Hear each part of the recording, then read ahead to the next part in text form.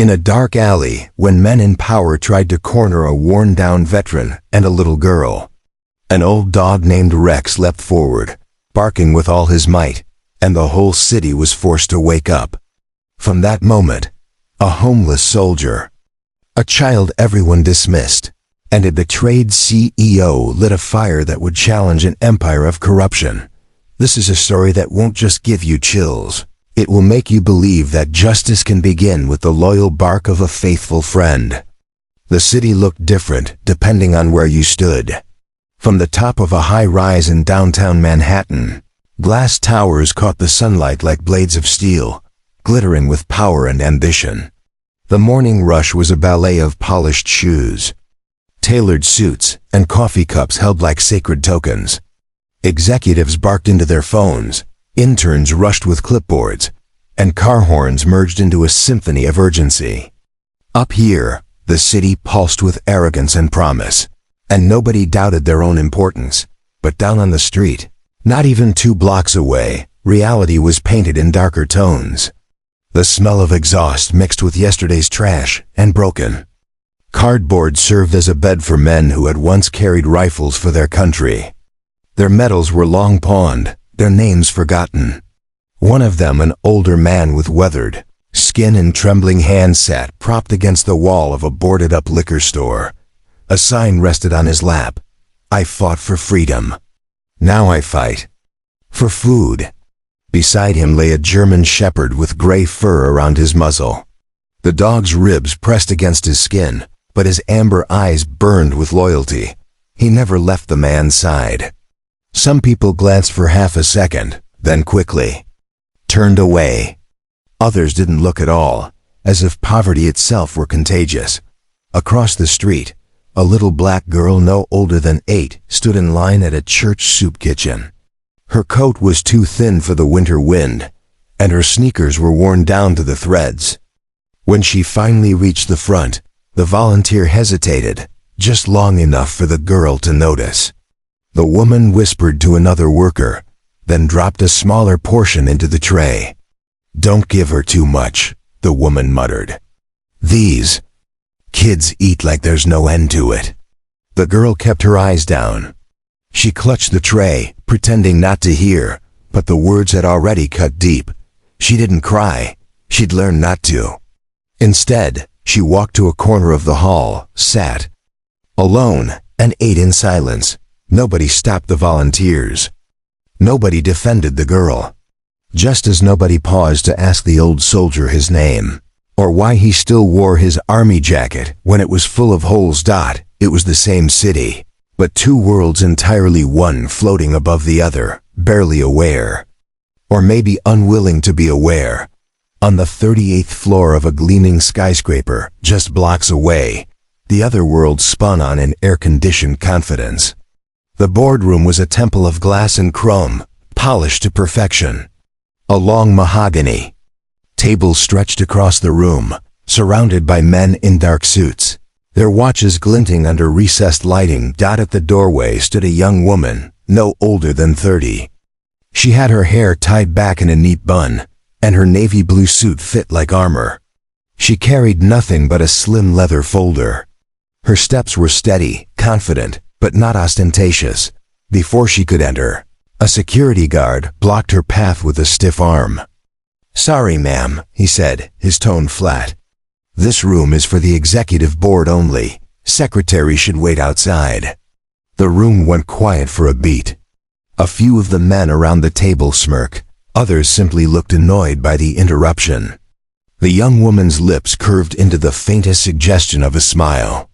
Not warm, not amused, just sharp. She reached into her folder and produced a badge. The guard leaned closer to read, and his expression drained of color. Maya Williams, Chief Executive Officer. She was the youngest CEO in the company's century-long history. The silence in the room thickened, like smoke. The guard stepped back, quickly, mumbling something that sounded like an apology. But it was too late. Phones were already out. One of the board members, trying to hide his smirk, angled his device just right to capture the moment. The video hit the internet within the hour. By lunchtime, it had gone viral. On the surface, it was just an awkward misunderstanding. But the world saw something else, another moment of arrogance, of assumptions made about a woman because she was young, because she was black, because she didn't fit the picture of power that still haunted the boardrooms of America. By evening, the hashtags trended worldwide. Hashtag Secretary not CEO, hashtag Maya Williams, hashtag bias exposed, and the company, desperate to save face, scrambled to announce a new initiative, a global equality training program, mandatory for every employee. But Maya knew better. A campaign was not a cure. It was a bandage stretched thin over a wound that ran through every street of the city, from the skyscrapers down to the soup kitchens. She saw it in the way the guards' eyes had measured her. She heard it in the whispers at the volunteer line. She felt it in the silence that followed the veteran's plea. The city had two faces, and both were cracking. The veteran's name was Henry Collins, though hardly anyone asked anymore. To most of the city, he was invisible, just another body on the sidewalk, another casualty of bad luck and bad choices, as people liked to believe. But Henry had once stood tall in uniform, decorated for bravery during his years overseas. He had carried brothers out of burning vehicles, patched wounds under fire, and returned home with medals he no longer cared to count. The war had ended for everyone else. For Henry, it never had. Nights were the worst. The siren of an ambulance could snap him back to dusty streets half a world away. Fireworks on the 4th of July made him curl into himself, his body shaking until Rex, the old shepherd at his side, pressed against him to anchor him to the present. Rex had been a military working dog, trained to detect explosives. Together they had saved lives, though Rex never understood it in those terms. For him, it had always been about loyalty. When the military retired him, they offered adoption paperwork. Henry signed without hesitation. They were both veterans, both discarded by the system once their usefulness expired. During the day, Henry and Rex camped out near the soup kitchen, surviving on the kindness of a few strangers and the pennies that clinked into his cup. Sometimes businessmen in pressed suits walked past, their polished shoes clicking on the pavement, eyes fixed straight ahead. Other times, teenagers tossed insults or empty soda cans. But every morning, Henry whispered the same promise to Rex. "We'll make it through today, buddy. Just today." At the same time, across town, the little girl from the soup line sat on the steps of a worn-down brownstone. Her name was Aaliyah. Her mother worked 2 shifts at a nursing home, leaving early and returning long after midnight. Her father had been deported when she was 5. Aaliyah had learned to braid her own hair, pack her own school lunches, and walk herself home before the streetlights came on. But being independent didn't shield her from the cruelty of others. At school, teachers sometimes assumed she couldn't keep up, placing her in slower groups without asking. In stores, clerks watched her as if she might steal. Even in the soup kitchen, where kindness was supposed to be free, she had been reminded of her place in the unspoken hierarchy. Aaliyah's secret was that she dreamed bigger than anyone knew. At night, she wrote in a tattered notebook she kept hidden under her pillow. She drew skyscrapers, not as prisons of glass, but as lighthouses. One day, she promised herself she'd stand inside one of those towers and look out, not down. Maya Williams, meanwhile, stared at the skyline from her office window late that evening. The viral video had turned her first day as CEO into a spectacle. She should have felt triumphant. After all, wasn't this the culmination of every sleepless night, every sacrifice? But instead, she felt a heaviness pressing against her chest. She thought of her own childhood in Atlanta, growing up in a neighborhood where gunshots sometimes outnumbered lullabies. She remembered her mother standing in line at food banks, her father's silence after another job rejection. Maya had clawed her way out scholarships, night classes, internships that paid nothing but demanded everything. Now she sat in a corner office, 38 floors above the street, and yet, She could not shake the memory of being underestimated. Dismissed, judged before she even spoke. The guard's words echoed still. Secretary should wait outside. It wasn't just about her. It was about the way the city looked at people like her mother, like Henry, like Aaliyah. It was about the way the world measured worth with skin color, bank accounts, or zip codes. And yet, there was another voice in her head, her mentor's voice, warning her that CEOs were supposed to be pragmatic, not idealistic. That's survival. In corporate America required compromises. That emotions had no place in boardrooms. But the truth was, Maya didn't want to survive the same way her predecessors had. She wanted to change the rules of the game. That night, the streets hummed with neon and noise. Henry huddled closer to Rex, who growled softly at passing shadows. Aaliyah wrote in her notebook under the dim flicker of a hallway bulb. And Maya sat alone in her office, staring at her reflection in the glass. The city looked the same as always, brilliant and merciless. But for each of them, something had shifted.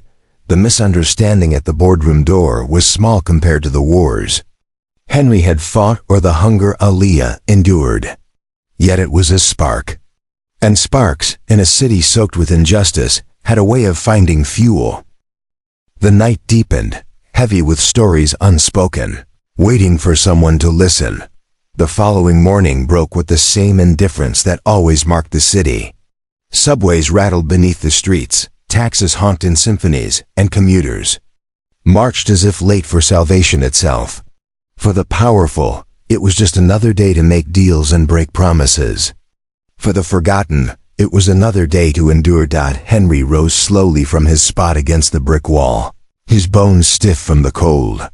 Rex stretched beside him, shaking the dirt from his coat. The old shepherd gave a low bark, as if to remind Henry that they still had duties, even if those duties were only to survive until dusk. Henry bent down and rubbed Rex's ears. "Yeah, I know, buddy. Breakfast." The soup kitchen wouldn't open for another hour, so he shuffled toward the park, a place where discarded bagels or half-eaten sandwiches sometimes offered mercy. His boots, worn thin, slapped against the sidewalk in a regular rhythm. People passed by without acknowledging him, though a boy in a private school uniform pointed at Rex and tugged his mother's sleeve. The woman yanked her child away, muttering, "Don't touch." Stray dogs carry disease. Henry's jaw clenched. Rex wasn't a stray. He was a soldier, just like Henry. But he said nothing. Words had stopped mattering long ago. Aaliyah was already in the park, sitting on a swing that creaked with every push. She had skipped school that morning, her stomach too empty and her heart too heavy to face the stares of her classmates. She traced patterns in the dirt with her sneaker, her notebook clutched against her chest. When she spotted Henry and Rex, something about them caught her attention. Maybe it was the dog, his regal posture, the way his eyes seemed to see everything. Or maybe it was Henry's silence, which looked less like defeat and more like a man carrying invisible weight. Rex noticed her first. His ears perked, his tail swished once. Henry followed his gaze and saw the girl. Their eyes met briefly, two strangers bound by the shared knowledge of being invisible to everyone else. Aaliyah offered a shy wave. Henry hesitated, then lifted his hand in return. It was nothing, a gesture that meant little in the vast machinery of the city. And yet, for both of them, it was the first kindness of the day. Meanwhile, across town, Maya stepped out of a black sedan in front of the company headquarters. The media had camped outside, waiting for a statement about the viral video. Reporters shoved microphones toward her, voices overlapping. "Ms. Williams, how did you feel being mistaken for a secretary? Do you believe this reflects systemic bias in your company? What's your response to critics calling this a publicity stunt?" Maya kept her face composed, though inside she bristled.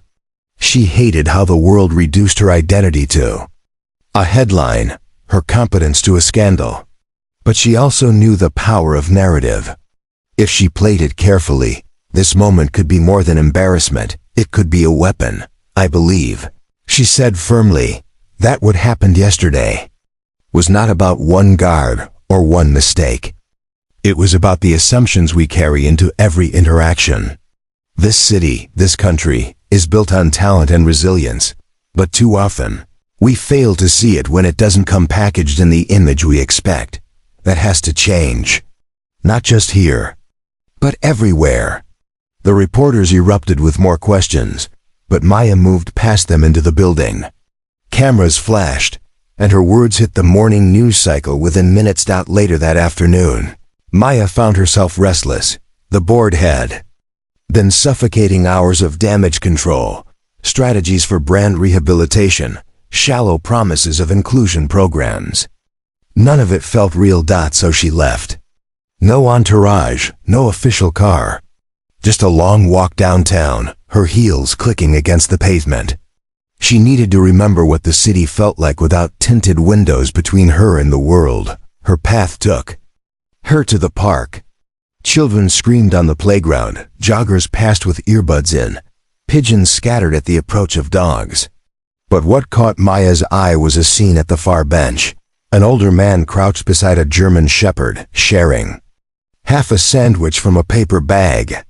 Not far away, a little girl sat watching them, notebook open on her lap. Something about the tableau struck her. It was quiet, almost sacred, in contrast to the chaos around it. She walked closer. Henry noticed her first. His instincts sharpened. He'd learned long ago to distrust well-dressed strangers. Rex rose, alert but not aggressive, his body shielding. "Henry," Maya said, her voice measured. She crouched slightly to meet Rex's eyes, careful not to startle him. "He's beautiful," Henry grunted. "He's old." "Old doesn't mean useless," Maya replied. She reached into her bag and pulled out the rest of her untouched lunch, a croissant sandwich from the cafe across the street. She placed it gently on the bench, not offering it directly, just leaving it there. Henry stared at the food, then at her. "Charity?" "No," Maya said evenly. "Respect." For a long moment, neither moved. Then Rex padded forward, sniffing the sandwich. Henry sighed, shoulders relaxing just enough to accept the gesture. Alia, curious, drifted closer. She clutched her notebook tightly, but her eyes shone with cautious excitement. "Is he a police dog?" she asked, pointing at Rex. Henry shook his head. "Army, just like me." Maya glanced between them, the old soldier, the little girl, the loyal dog. They had nothing in common with her world of glass towers and corporate jargon. And yet, in that instant, she felt something connect. A fragile thread, but strong enough to tug at her heart.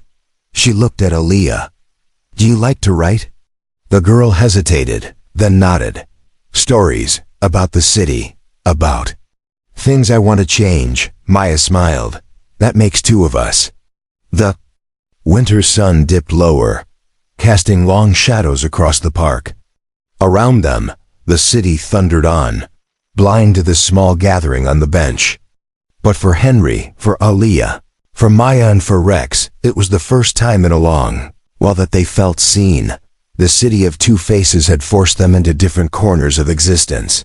Yet here, in this unremarkable park on an ordinary afternoon, those faces turned toward each other.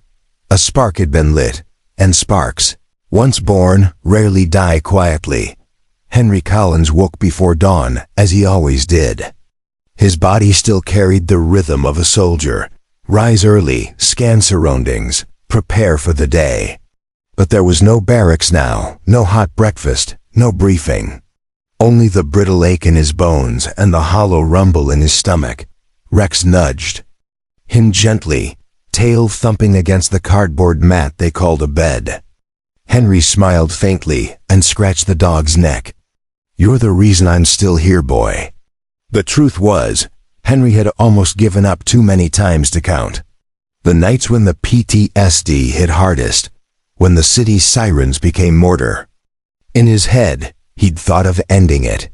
But Rex would whimper, rest his head on Henry's chest, and anchor him to this world. It was enough. Barely. That morning, Henry shuffled toward the shelter in hopes of a hot coffee. On the way, a couple in running gear jogged past, wrinkling their noses. One of them muttered, "The city's crawling with bums." Henry's fists clenched, but he kept walking. He'd learned the hard way that people saw only what they wanted.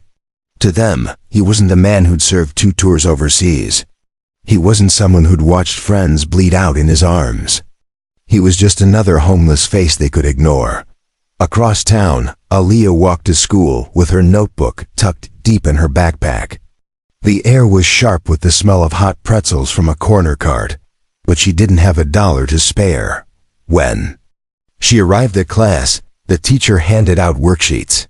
Aaliyah finished hers quickly, as she always did, then reached for her notebook. But the teacher frowned. "Put that away, Aaliyah. Focus on the assignment." "I already finished." Aaliyah whispered. The teacher's sigh was heavy with irritation. "Then sit quietly, don't distract others." A few kids snickered. One boy leaned across the aisle. "Teacher's pet," he hissed. Aaliyah sank lower in her seat. She wanted to protest, to show them her drawings, her stories, to prove she wasn't just some quiet girl from the wrong side of town. But every time she tried, someone reminded her she didn't belong. At recess, she sat alone under the jungle gym, scribbling furiously in her notebook. Words spilled out like a flood. Stories of towers made of light and people who cared. Stories where little girls weren't invisible. Maya Williams sat in a conference room lined with glass walls, though the view of the skyline felt more like a cage than a privilege. The board droned on about public relations, about controlling the narrative after yesterday's viral fiasco. One executive, a silver-haired man who had been in the company longer than Maya had been alive, leaned back with a smirk. "With all due respect, Ms. Williams, the best thing you can do is keep your head down. This will blow over if we don't feed the fire. You don't want to be remembered for controversy on your first week." Maya's jaw tightened. "I'd rather be remembered for fixing the fire than pretending it doesn't exist." A few heads turned, brows furrowed. The older man chuckled. "Idealism is charming, but this is business. And business is about profit, not protests." Maya looked at the row of faces staring back at her, men who had never known hunger, who had never been mistaken for secretaries, who had never been told you don't belong before they even spoke. She wanted to scream. Instead, she forced her voice into a calm steel. "Profit means nothing if the foundation rots. And right now, our foundation is cracked." Silence. The meeting continued, but Maya knew she had drawn a line. That evening, the city gathered its forgotten once again. Henry sat on the curb outside the soup kitchen, Rex at his feet. Aaliyah stood a few paces away, tray in hand, waiting for the line to move. Maya, restless after another suffocating day in the tower, found herself walking the same street she had the day before. Their paths crossed again. Not by design, but by the strange magnetism of lives tethered to the same city. Maya noticed Aaliyah first. The girl's tray was lighter than the others, the portion smaller.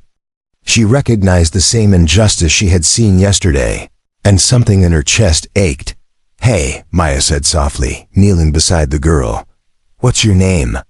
"Aaliyah," the girl whispered. Maya smiled. "That's a strong name. Do you like stories?" Aaliyah's eyes flicked to her notebook. She nodded. "Then maybe someday you'll write a story about a city that finally learns to see." Before Aaliyah could answer, Rex barked once. Henry lifted his head and saw Maya again. He studied her, suspicious but curious. "Back again?" he asked gruffly. Maya shrugged. "Maybe this is where I'm supposed to be." Henry chuckled bitterly. "Trust me, lady. Nobody's supposed to be here." Maya met his eyes. "Maybe not. But maybe that's why I need to be." For a moment, the three of them, an executive, a veteran, and a child, stood in the same patch of sidewalk, connected by nothing more than hunger and hurt. The city roared around them, uncaring.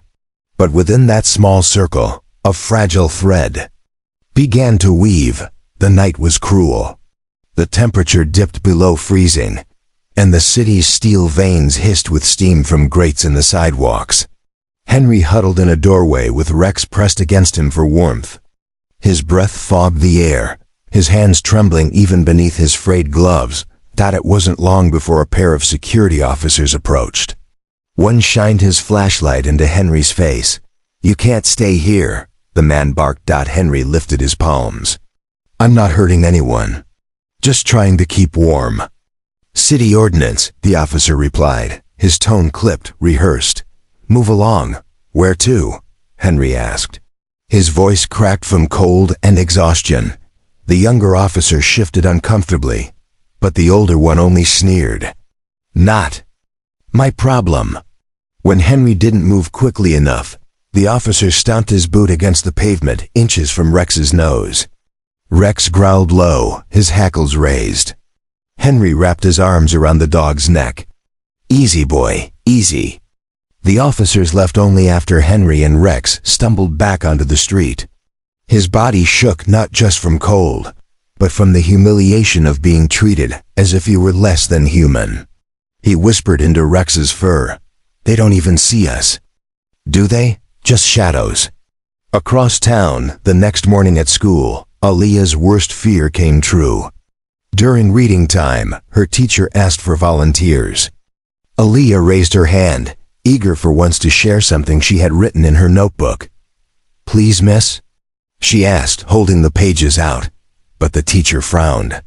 "This is not the assignment. Sit down, Aaliyah," the class giggled. One boy in the back shouted, "She thinks she's smart." Another added, "Go back to writing fairy tales." Heat flushed her cheeks. She wanted to scream that it wasn't just a fairy tale, that her words mattered. Instead, she lowered her gaze and returned to her seat. The laughter echoed like nails on glass. At recess, two girls cornered her by the fence. "Why you always carrying that raggedy book? You think somebody gonna care what you write?" They snatched the notebook from her hands and flipped through the pages, mocking her drawings of tall towers and shining streets. "Look." She drew herself in a fancy office, one girl sneered. "Dream on." Aaliyah lunged to grab the notebook back. They shoved her, and she fell hard on the asphalt. Her palms burned, tears stung her eyes, but she didn't cry. Not in front of them. When they finally tossed the notebook aside, she clutched it to her chest and whispered fiercely to herself, "One day, you'll see." In her glass tower, Maya faced her own battlefield. The board of directors convened in a private meeting, voices sharp as knives. "This company cannot be hijacked by political agendas," one member declared. "Your job, Ms. Williams, is to protect shareholder value," another added. Maya sat at the head of the table, her back straight though her stomach churned. She thought of Henry's weary eyes, of Aaliyah's quiet determination. Their faces haunted her, reminders that what she fought for was more than slogans on press releases. "Shareholder value means nothing," she said slowly, "if we ignore the people our business impacts. The public isn't buying our products, they're buying our integrity. Right now, we're bankrupt." Gasps of disapproval circled the table. The silver-haired executive who had mocked her before leaned forward, his smile like a blade. "Idealism won't keep you in that chair. Remember who hired you, Ms. Williams." Maya held his gaze. Her pulse thundered, her palms slick, but her voice did not shake. "Maybe you made a mistake hiring me, because I didn't come here to maintain your comfort. I came here to change what's broken." The room erupted in protest, but Maya no longer listened. She knew this stand might cost her everything, her career, her reputation. Yet she also knew she couldn't be silent. Not anymore. By the end of that week, each of them stood on the edge of despair. Henry, driven from one doorway to the next, clutching Rex like the last piece of dignity he had. Aaliyah, her notebook smudged with dirt and tears, convinced that dreams were dangerous things to carry. Maya, trapped between a board of men who wanted her silence and a public demanding her courage. The city's lights glittered as always, blind to the small tragedies unfolding in its shadows. But deep within those shadows, pressure built. And pressure, when ignored long enough, explodes. Saturday morning brought a brittle chill that clung to the city like glass. Henry shuffled along a busy sidewalk, Rex close at his heel. The old shepherd walked with quiet dignity, his gait still disciplined, though slower than in his prime. Henry had given up hoping people would see the soldier he once was, but sometimes he still wished they would see Rex for what he had been, a protector, a hero. Instead, whispers followed them. Keep your kid away from that mutt. Homeless. Guys using the dog to beg. That animal looks dangerous. Each comment landed like a stone. Henry said nothing, but his grip on Rex's leash tightened. At the corner, near a convenience store, trouble found them. A man in a crisp coat stepped out, juggling a phone and a latte. When Rex brushed too close, the man spilled coffee on his sleeve. "Goddamn animal!" he shouted, kicking at Rex's flank. Rex yelped, startled, but didn't bite. His training was too deeply ingrained. Still, the commotion drew eyes. A crowd gathered, murmurs swelling. "See, vicious. Shouldn't be on the street." Henry's chest burned. He pulled Rex close, shielding him.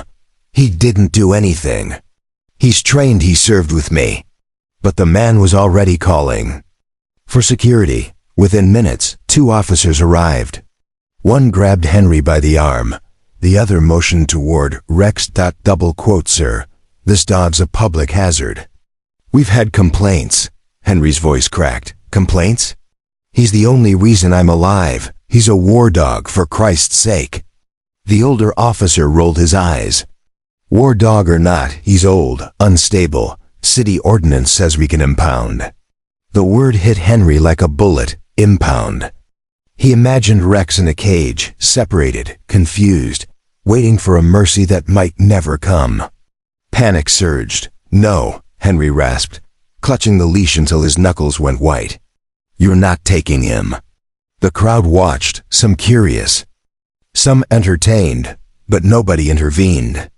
To them, it was just another spectacle of the city homeless man. Angry cops barking dog. And then, a voice cut through the noise. "Excuse me." The crowd parted slightly. Maya stepped forward, her heels clicking against the pavement. She had been walking the same route again, restless after another hollow morning at headquarters. Now she found herself in the middle of a scene that felt painfully symbolic. Authority looming over the powerless, judgment drowning out truth. She looked directly at the officers. "What exactly did this dog do?" The younger officer hesitated. "There was an incident, aggressive behavior, which was..." Maya pressed. The man in the coat jumped in, waving his stained sleeve. "The beast nearly attacked me. I want it removed." Maya's gaze dropped to Rex. The dog stood pressed against Henry, trembling but silent, his amber eyes steady on her. She had seen enough dogs to know the difference between aggression and fear. "That's a lie," Maya said, flatly. "And you know it." Gasps rippled through the crowd. Few people contradicted men in coats and lattes. The older officer bristled. "Ma'am, with respect," Maya interrupted, her voice iron. "I happen to know this dog. Is a veteran. He served this country. He deserves better than false accusations and cages." Henry stared at her, stunned. No one had defended him like this in years. The officer frowned. "And you are?" "Maya Williams," she said, producing her badge. A few murmurs shot through the crowd, recognition of the name that had filled headlines all week. The young CEO, the woman mistaken for a secretary. The officers exchanged looks. The older one muttered something under his breath, then turned back to the man in the coat. "If you'd like to file a report, sir, do it at the precinct. Otherwise, no grounds." The man sputtered, but the moment had shifted. He shoved past the crowd, muttering curses. The officers left reluctantly. The crowd began to disperse. already hungry for the next distraction. When it was over, Henry slumped against the wall, his whole body trembling with adrenaline. Rex leaned into him, panting. Maya crouched down, her eyes level with his. "You don't know me. But I know what I saw. He's not the problem. The way people look at him, that's the problem." Henry swallowed hard. They were gonna take him. He's all I've got. Maya placed a hand lightly on Rex's head. For a moment, the old shepherd leaned into her touch as if he sensed her sincerity. Then she looked back at Henry. "You're not alone. Not anymore." Henry wanted to believe her. But years of broken promises made trust a dangerous thing. He nodded once, cautious. A few feet away, Aaliyah had been watching the entire scene. She clutched her notebook, her heart racing. She had seen the way the crowd turned against the dog without hesitation. She had seen the way Maya stood her ground. And in her notebook, she wrote quickly before the memory faded. Sometimes heroes don't wear uniforms. Sometimes they wear fear. Sometimes they wear heels. That night, as the city drowned itself in neon and noise, 3 people lay awake in different corners of it. Henry on cold concrete, Aaliyah under thin blankets, Maya in her penthouse suite. Each replayed the scene in their mind, the misunderstanding, the cruelty, the defense. And somewhere, in the quiet heart of the city, a new story began to take shape. One not about money or status, but about the dangerous lies of assumption and the fragile, stubborn truth of dignity. Sunday was supposed to be quiet, a pause in the week's chaos. But in the city, quiet rarely lasted. Henry sat outside the shelter, a paper cup in his hands. The staff had turned him away again, claiming they were at capacity. "Try next week," the woman at the desk had said, not unkindly, but with the flat efficiency of someone too used to saying no. He watched families pass on their way to church, polished shoes clicking on the pavement. A little boy tugged at his father's sleeve, pointing at Rex. "Daddy, can I pet him?" The father pulled him away without answering, gaze hard and cold as if Henry were invisible. Invisible, that was worse than insults. At least insults meant you existed. Henry lowered his head into his hands. "I can't keep doing this, Rex," he whispered. His voice cracked, and for the first time in months, he felt tears sting his eyes. Rex pressed his nose against Henry's knee, loyal as ever. The dog didn't know despair. He only knew devotion. But devotion couldn't fill an empty stomach or stop the slow erosion of a man's pride. Across town, Aaliyah's Sunday wasn't much brighter. Her mother had promised to take her to the library after work, but the shift ran late again. The apartment was silent except for the hum of the refrigerator and the occasional horn blaring from the street below. She opened her notebook and stared at the half-finished story. Her pencil hovered over the page, but the words wouldn't come. She kept hearing the girl's laughter, the teacher's sigh, the boy's taunts. "What's the point?" she whispered to herself. She closed the notebook and shoved it under her pillow. Lying back, she stared at the cracked ceiling. She felt small, like the whole world had decided what she was allowed to be, and none of it matched the person she wanted to become. For the first time, the dream of towers and light felt far away, almost childish. Tears welled in her eyes. She pressed her fists against them, refusing to cry. Crying meant they had won. High above the streets, Maya sat alone in her penthouse living room, city lights stretching out like constellations. On the table before her were stacks of reports, legal memos, and a fresh email from the board. "We urge you to reconsider your stance. Failure to comply with company image protocols may lead to a review of your position." It wasn't subtle. They were threatening her job. She leaned back, pressing her hands against her face. She had fought too hard to get here. Every scholarship, every rejection, every sleepless night. This position was supposed to be the proof that she belonged.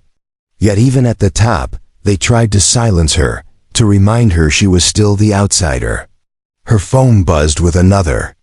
Headline: CEO Williams at center of growing controversy.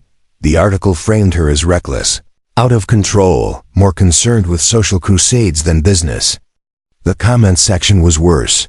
She only got the job because of quotas. Another diversity hire failing spectacularly. Send her back to being someone's assistant. Maya closed the screen, her chest tightening. She had thick skin. But the words still dug deep, because they echoed the whispers she'd fought all her life. She stood by the window, staring at the streets below. Somewhere out there were people like Henry, like Aaliyah, people the world dismissed with the same careless cruelty. She wanted to fight for them. But tonight, she felt the weight of an empire pressing against her, threatening to crush her before she could even begin. The city was vast, yet in different corners of it, 3 souls sat in silence, carrying the same ache, the ache of being unseen, unheard, unwanted. Henry clutched Rex, whispering that maybe tomorrow would be their last fight. Aaliyah buried her notebook, afraid her dreams were too fragile for a world that didn't care. Maya stared down at the lights, wondering if her courage was enough against a system designed to suffocate it. The night wrapped around them, heavy and merciless. The city roared on, blind to the cracks widening in its foundation. But somewhere, in the stillness, in the shared despair of 3 strangers, a fuse was quietly burning. The kind of fuse that once lit would not go out until it reached something explosive. The kind of fuse that could turn shadows into fire. Monday morning began with shouting. Not the usual shouts of street vendors or taxi drivers, but the kind that carried anger and desperation. Maya heard it first from her office window on the 38th floor. A crowd had gathered outside the building, placards raised, voices rising against the cold sky. At first, she assumed it was just another protest. But as the chants grew clearer, she felt a chill crawl across her skin. No more evictions. Homes, not profits. The protesters filled the plaza below, spilling onto the sidewalks. Police had already lined the edges, shields and batons ready. Maya's assistant rushed in, pale. They're saying the company's development project pushed out dozens of families in the Bronx. Media's everywhere. They want a statement.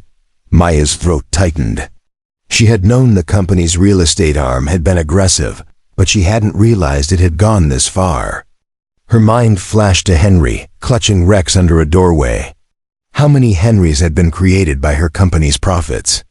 On the street, Henry stood at the edge of the protest. He hadn't come to shout. He had come because the eviction had forced out an old friend from the shelter. A fellow veteran, too broken to fight back. Henry watched the crowd rage, banners swinging. Stop treating us like trash, and justice for the homeless. Rex pressed against his leg, uneasy at the tension in the air. Suddenly, the police line pushed forward. A woman screamed as an officer shoved her back. The chant grew louder, angrier. Henry's chest constricted. The scene tilted, sirens, shouting, shoving. It was too much like the war zone still etched in his brain. He crouched, clutching Rex, whispering, "Stay with me, boy. Stay here." But Rex, sensing his distress, barked sharply. Heads turned, dogs aggressive. Someone shouted. Henry shook his head furiously. "No, he's trained. He's with me." But his voice was drowned by the roar of the crowd. 2 officers approached, batons raised. Aaliyah had skipped school. Again, she stood near the front of the protest, her notebook clutched against her chest. She hadn't planned to be here, but when she saw the flyers stapled to lampposts, "Stand against eviction," something inside her demanded she come. Now, standing among adults chanting for justice, she felt both terrified and alive. For once, her voice blended with others instead of being silenced. She lifted her notebook high like a sign, her scrawled words visible. "We deserve to be seen." When the police line advanced, panic surged. Aaliyah was jostled, shoved to the ground. Her notebook tumbled away, pages scattering like wounded birds. She crawled after them, tears stinging her eyes. That's when she saw Henry, crouched against the wall with Rex pressed to him. Their eyes met again. Both of them on the ground, both small beneath the boots of power. From above, Maya couldn't stay still. She shoved past her assistant, into the elevator, and down to the street. Security tried to stop her, but she pushed through the revolving doors into the chaos outside. She saw it all in a rush.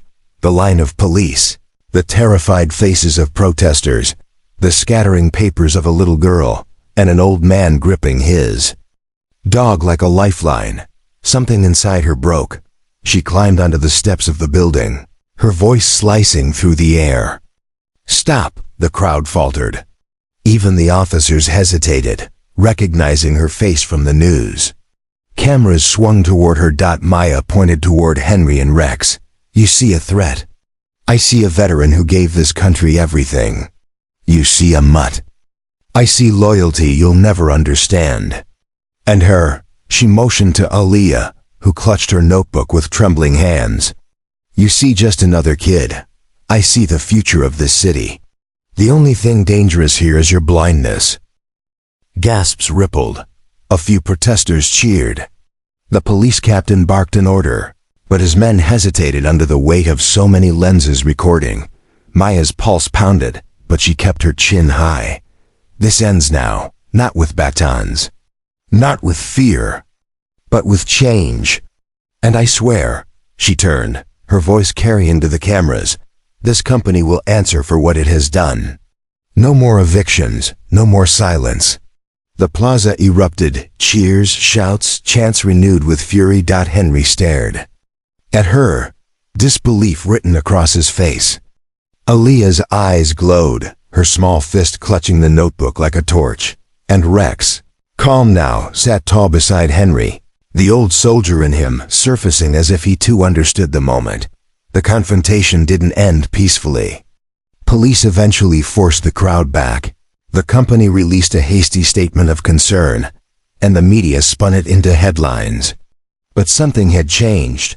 For the first time, the city had seen them all together, the executive, the veteran, the child, and the dog. Not as caricatures of weakness or controversy, but as human beings demanding recognition.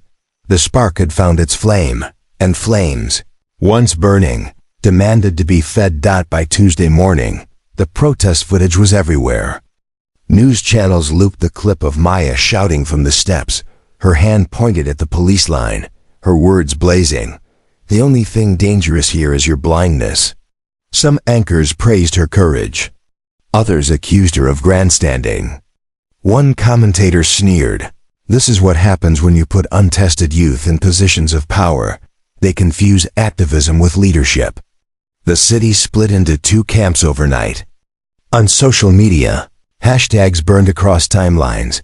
Hashtag stand with Maya, hashtag CEO, or activist, hashtag homes not profits. Talk shows debated whether she was a hero or a liability. Protesters carried her photo on placards. Meanwhile, investors muttered about instability. Stock prices wobbling with every headline. At headquarters, the boardroom seethed. The silver-haired executive slammed his palm on the table. "She's turning us into a circus. Every word out of her mouth cuts millions from our valuation." Another chimed in, "We cannot have a CEO who pits herself against law enforcement on camera. She is making this company a target." Maya sat at the far end, spine rigid. The air was suffocating with their contempt.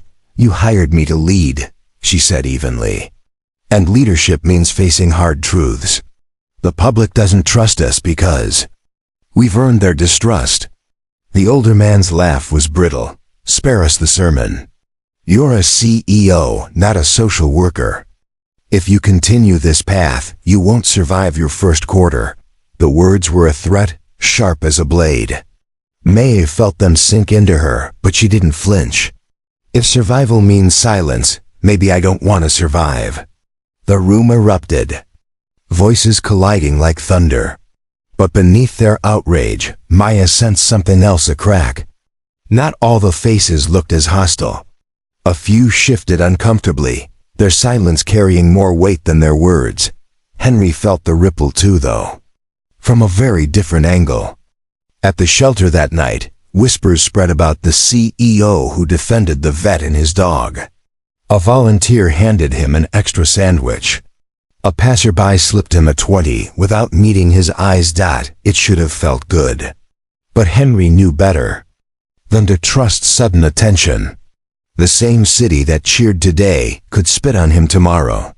Still, when Rex curled beside him and he felt the weight of food in his pocket, he allowed himself a flicker of something he hadn't felt in years. Hope. Yet hope was dangerous. It made you believe you had something to lose. That night, as he drifted in and out of uneasy sleep, memories flooded back: sandstorms, explosions, the last time Rex had barked before a roadside bomb went off. He woke drenched in sweat, heart hammering. Rex pressed against him, grounding him, but Henry whispered into the dark, "Don't let them take you, boy. Don't let them take you." Aaliyah, meanwhile, had become an unlikely symbol. A photo of her at the protest, kneeling on the ground, clutching her notebook as pages fluttered around her, had gone viral. Someone had captioned it, "The city's children deserve better." Teachers at school whispered in the halls. Some praised her bravery, others scolded her mother for not keeping her daughter out of trouble. At recess, the same girls who mocked her now hissed, "Look at you, little activist. Think you're famous?" But when Aaliyah opened her notebook that night, the words came easily. She wrote about the protest, about the roar of voices, about the woman in heels who shouted at police and made the whole city listen. For the first time, she believed her stories might matter. Yet even as her pencil flew, she felt the weight of fear. Fame brought attention. And attention was not always kind. The city itself grew tense. Protests spread from the Bronx to Brooklyn, from Queens to Harlem. Crowds marched with banners demanding housing rights, police accountability, dignity for veterans, equality for children. But counter voices rose too. Editorials accused protesters of chaos, of abusing corporate goodwill. Talk radio hosts snarled about entitlement culture. On the evening news, footage of smashed windows and graffiti ran alongside the chants, painting the whole movement as lawless. Lines were being drawn, not just in the streets, but in living rooms, offices, classrooms. Maya sat awake at 3 a.m., staring at her phone screen glowing in the dark. A message blinked from her mentor, a retired executive she trusted. "They will come after you, harder than you expect. Decide now if you're ready to bleed for this." Her hands trembled slightly. She looked out the window at the city sprawled below, alive with both fury and fatigue. Henry was somewhere down there, clutching Rex. Aaliyah was somewhere down there, scribbling into her notebook. And she, 30 years old, black, female, the youngest CEO in the company's history, was caught in the crossfire, between power and conscience. The question wasn't whether she would fight. She already had. The question was, how much would it cost? At dawn, headlines screamed again. Corporate America faces its reckoning. CEO Williams sparks housing uproar. The city braced. The spark had become flame. And flames, once unleashed, rarely burned only what you intend. By Thursday, the city was boiling. The mayor's office announced an emergency public hearing at City Hall, streamed live nationwide. The agenda: housing policy, corporate accountability, and the growing protests that threatened to spiral beyond control. Maya's name was on the docket. So was the company's. The board tried to dissuade her, insisting their lawyers would handle it. But Maya refused. "This is bigger than balance sheets," she told them. "If I don't stand there myself, the silence will say everything." The chamber was packed that morning. Reporters filled the aisles, cameras perched like vultures. Outside, protesters gathered with banners, some demanding justice, others calling her a fraud. Henry was there too, though not by choice. A volunteer from the shelter had convinced him to testify. "They need real stories, Henry," she said. "Not just statistics. People need to see you. He hated the idea. Crowds made him shake. Microphones felt like barrels of rifles pointed at him. But when she reminded him that speaking might protect Rex, might protect others like him, Henry agreed. Barely. Rex patted calmly at his side. Leash taut. Some security guards frowned, but allowed it after paperwork showed Rex was a registered service animal. Still, Henry could feel the suspicion in their eyes. In a corner of the chamber, Aaliyah clutched her notebook. She wasn't supposed to be there. She had slipped away from school after seeing flyers about the hearing. Her mother would be furious, but Aaliyah couldn't stay away. Something in her told her this was her story too. She sat small among the crowd, knees bouncing, waiting. The session began with dry speeches from officials. But tension thickened when Maya took her seat at the front. Miss Williams, a councilman, began, voice dripping with skepticism. Your company stands accused of displacing dozens of low-income families for development projects. What do you say to the people who call you a profiteer hiding behind activism? Cameras zoomed in. The room held its breath. Maya steadied herself. She thought of Henry, of Aaliyah, of every time someone told her she didn't belong. I say this, she replied, her voice firm. Profit without humanity is theft. Our company has failed communities, and that ends now. If that makes me unpopular with shareholders, so be it. My loyalty is to the people this city pretends not to see. Murmurs rippled, some clapped. Others scoffed. The councilman smirked. Bold words, but words don't house families. Do you have proof of the human cost? That was Henry's cue. A volunteer led him forward. He gripped Rex's leash as though it were his lifeline. His hands shook. The microphone loomed. State your name for the record, a clerk said. Henry cleared his throat. Henry Collins, U.S. Army, retired. Gasps ran through the chamber when he added, homeless. 8 years. He spoke haltingly at first. About the tours overseas, about friends lost, about coming home to nothing but nightmares and empty promises. His voice cracked, but he pressed on, Rex's steady presence keeping him tethered. They tell us we're heroes when we're useful, Henry said, staring at the officials. Then they throw us away. My doggy saved lives. More than once. Now they call him a danger. They tried to take him from me. He shook his head. We're not dangers, we're reminders. And that scares people more than anything. Silence swallowed the chamber. Even the cameras seemed to pause. From the back, a small voice rang out. He's not lying. Heads turned. Aaliyah stood on her seat, clutching her notebook high. Security moved toward her, but the councilman raised a hand, curious. Child, who are you? Aaliyah's knees trembled, but her voice found strength. My name's Aaliyah. I live in the Bronx.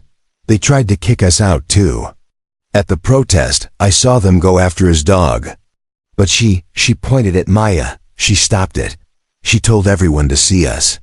And I believe her. I believe we matter.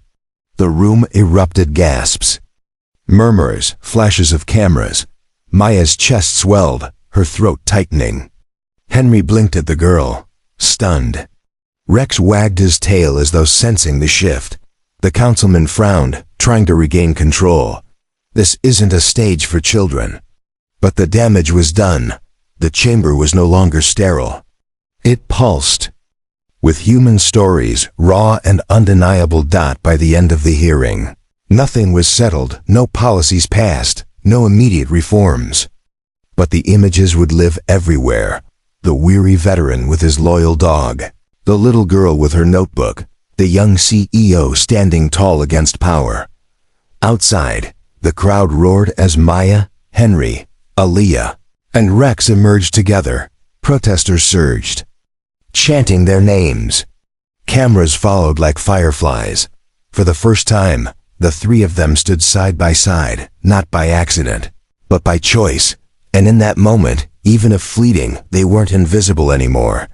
That night, every news broadcast carried the story. Headlines split again, some praising them as voices of truth, others condemning them as naive agitators. But the image of Henry's trembling hands, Aaliyah's raised notebook, Rex's calm eyes, and Maya's unwavering stance refused to fade. City had chosen its symbols. And symbols, once born, take on lives of their own. By Friday, the city felt like a battlefield without bullets. Billboards on Times Square flashed Maya's face, some with the word courage beneath, others with liability. Talk radio blared arguments. One host hailed her as the conscience corporate America needs. Another snarled that she was a dangerous radical destroying jobs. Social media burned hotter. Hashtags clashed. Hashtag stand with Maya, hashtag fire Maya, hashtag justice for Henry. Hashtag protect Aaliyah. The city was divided, and the air itself seemed to hum with confrontation. Henry felt it first in the streets. Two strangers approached him outside the shelter. "You the guy from the hearing?" one asked. Henry froze. Rex growled low. The man sneered. "Yeah, thought so. You people always playing the victim. Take your mutt and crawl back to the gutter." They walked off laughing, but Henry's hands trembled long after. For years he had been invisible. Now visibility felt like exposure, a target painted on his back. He crouched, pressing his forehead to Rex's fur. "We didn't ask for this, boy. We just wanted to survive." Yet in the same day, another man slipped a folded 20 into Henry's hand. "For your service," he whispered. A woman patted Rex's head with tears in her eyes. The kindness confused him almost as much as the cruelty. Both made him ache in ways the war never had. Aaliyah discovered the double edge of attention too. At school, her classmates buzzed with excitement. "You're famous," some exclaimed. Teachers praised her bravery in hushed tones, but fame was fickle. On the bus ride home, two older boys mocked her. "Little activist thinks she runs the city now," one jeered. They grabbed at her notebook, laughing as she clutched it to her chest. "You don't matter," the taller boy hissed. "Nobody cares about some kid from the Bronx." Aaliyah pressed herself against the seat, heart pounding. She didn't cry, not in front of them. But when she got home, she lay on her bed staring at the ceiling, whispering, "Do I really matter?" The question cut deeper than their insults. For Maya, the backlash came with sharper teeth. Anonymous emails filled her inbox, threats laced with venom, warnings to watch your back. A brick smashed against the glass doors of her office tower. One night, leaving cracks like spider webs. The board seized on every incident. "You see?" The silver-haired executive snapped during an emergency call. "You've made us a lightning rod for chaos. This isn't leadership, it's recklessness." Maya's jaw clenched. What's reckless is pretending the chaos doesn't exist. People were being evicted, veterans abandoned, children ignored long before I spoke. "Enough," he barked. "One more stunt and we'll remove you. Do you understand?" The threat hung in the air, heavy as smoke. Maya ended the call, her chest tight. She stood by the window, city lights fractured by the cracked glass. Somewhere down there were Henry and Aaliyah.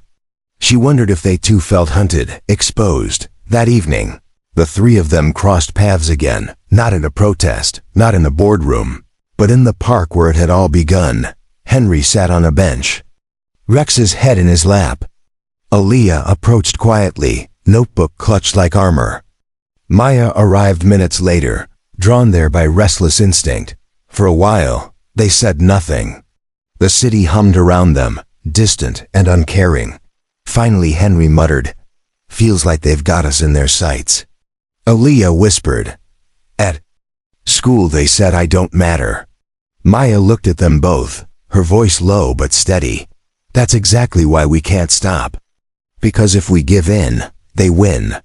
They keep us small, invisible, forgotten." Henry studied her. "You really think we can change anything? A soldier, a kid, and a CEO on thin ice?" Maya managed a faint smile. "Sometimes that's all history needs." 3 people refusing to shut up.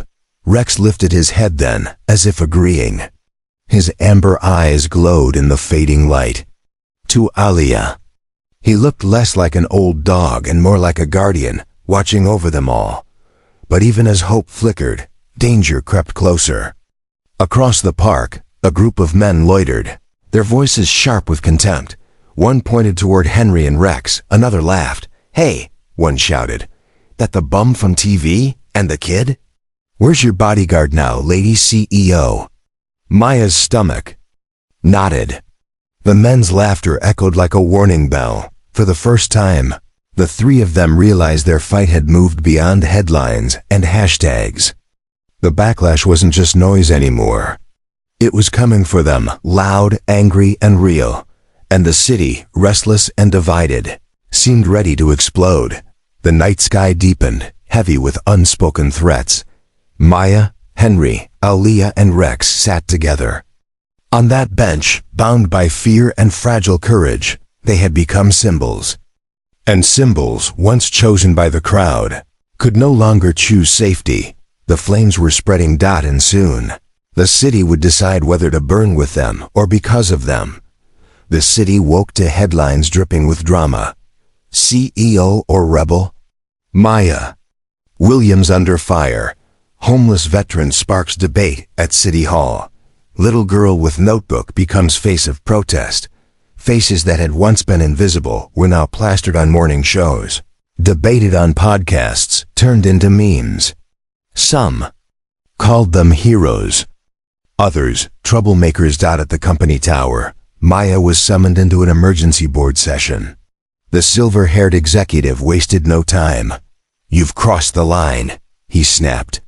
"Investors are pulling out. Our stock dropped 7%. Overnight, you've made us a political football." Maya sat straight-backed, her expression calm though her stomach churned. "We became political the moment we put profit over people. You are one woman against an empire," he barked. "And the empire always wins." A few board members shifted uncomfortably. One cleared his throat. "She may have a point. Public sentiment isn't something we can ignore anymore.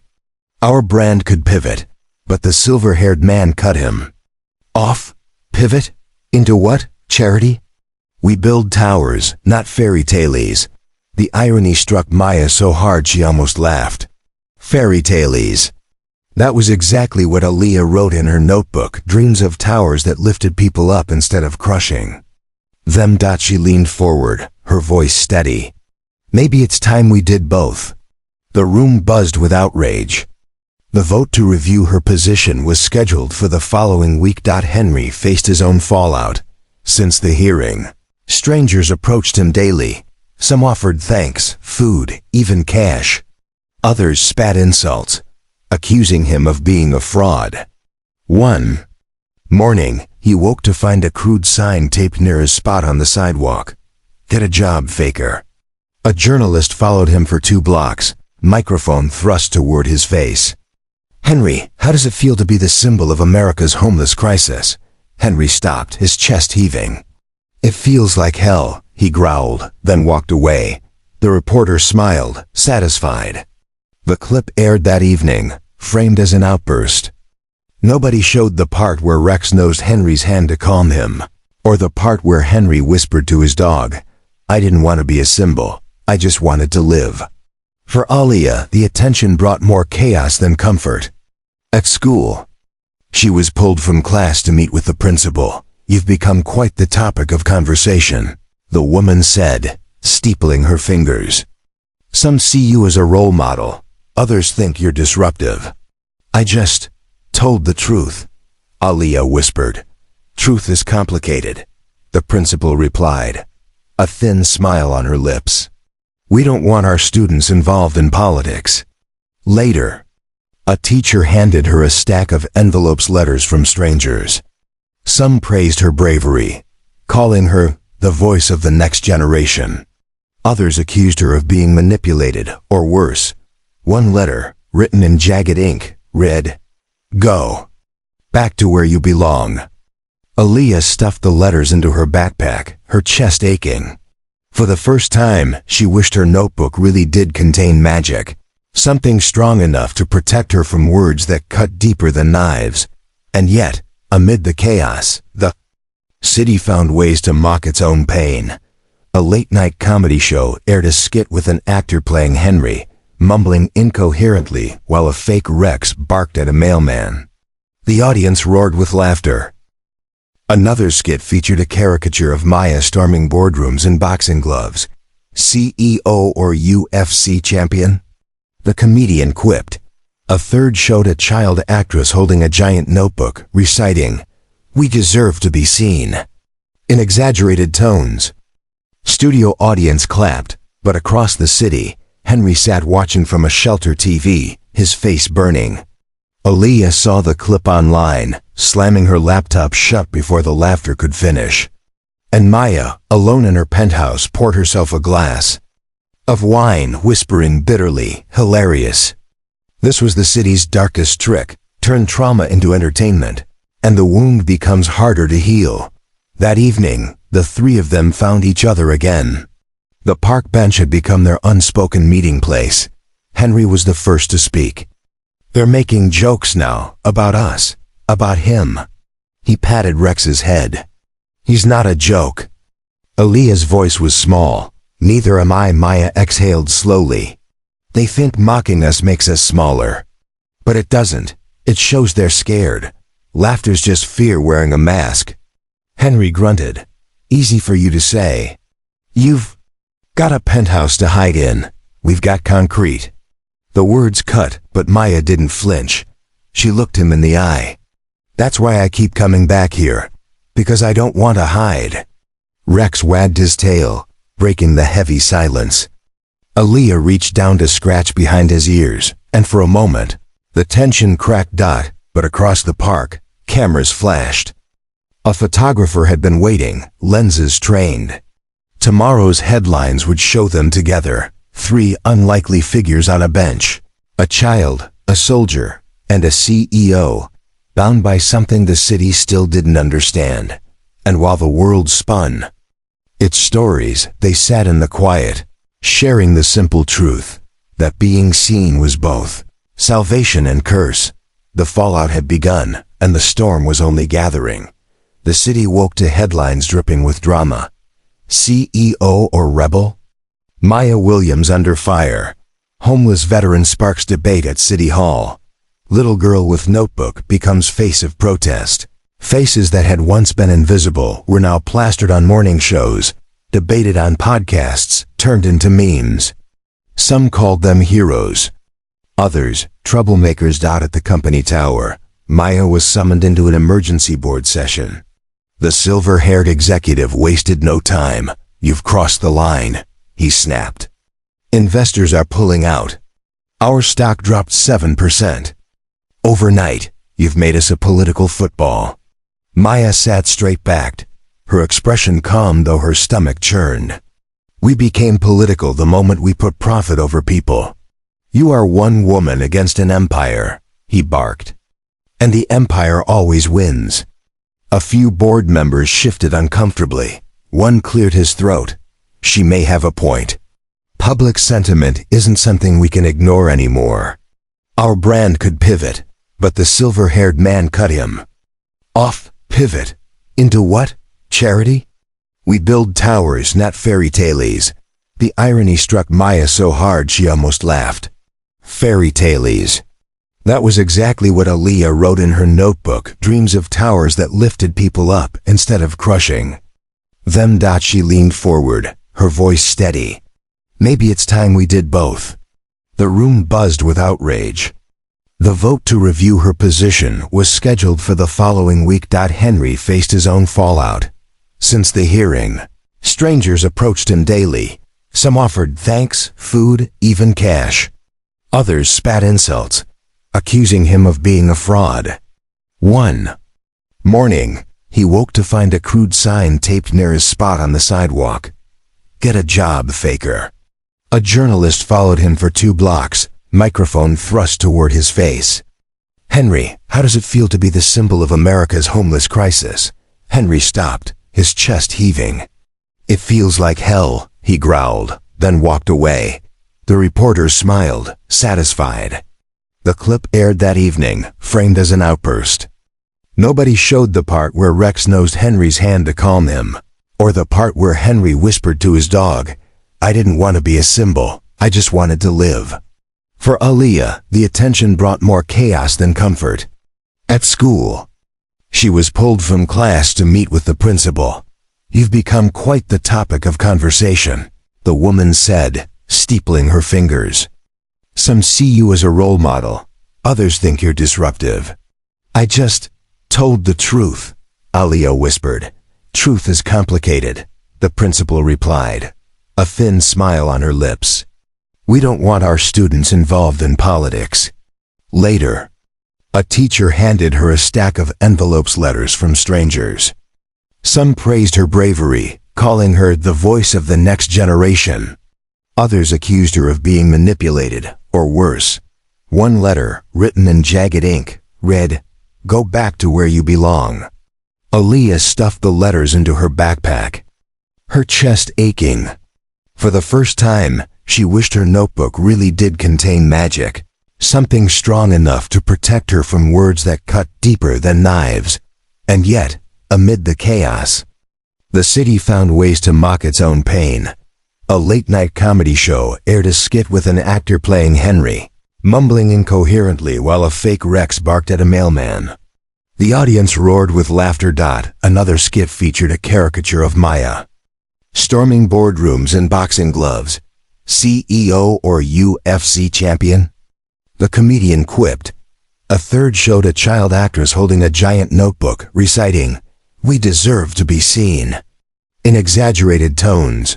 The studio audience clapped, but across the city, Henry sat watching from a shelter TV, his face burning.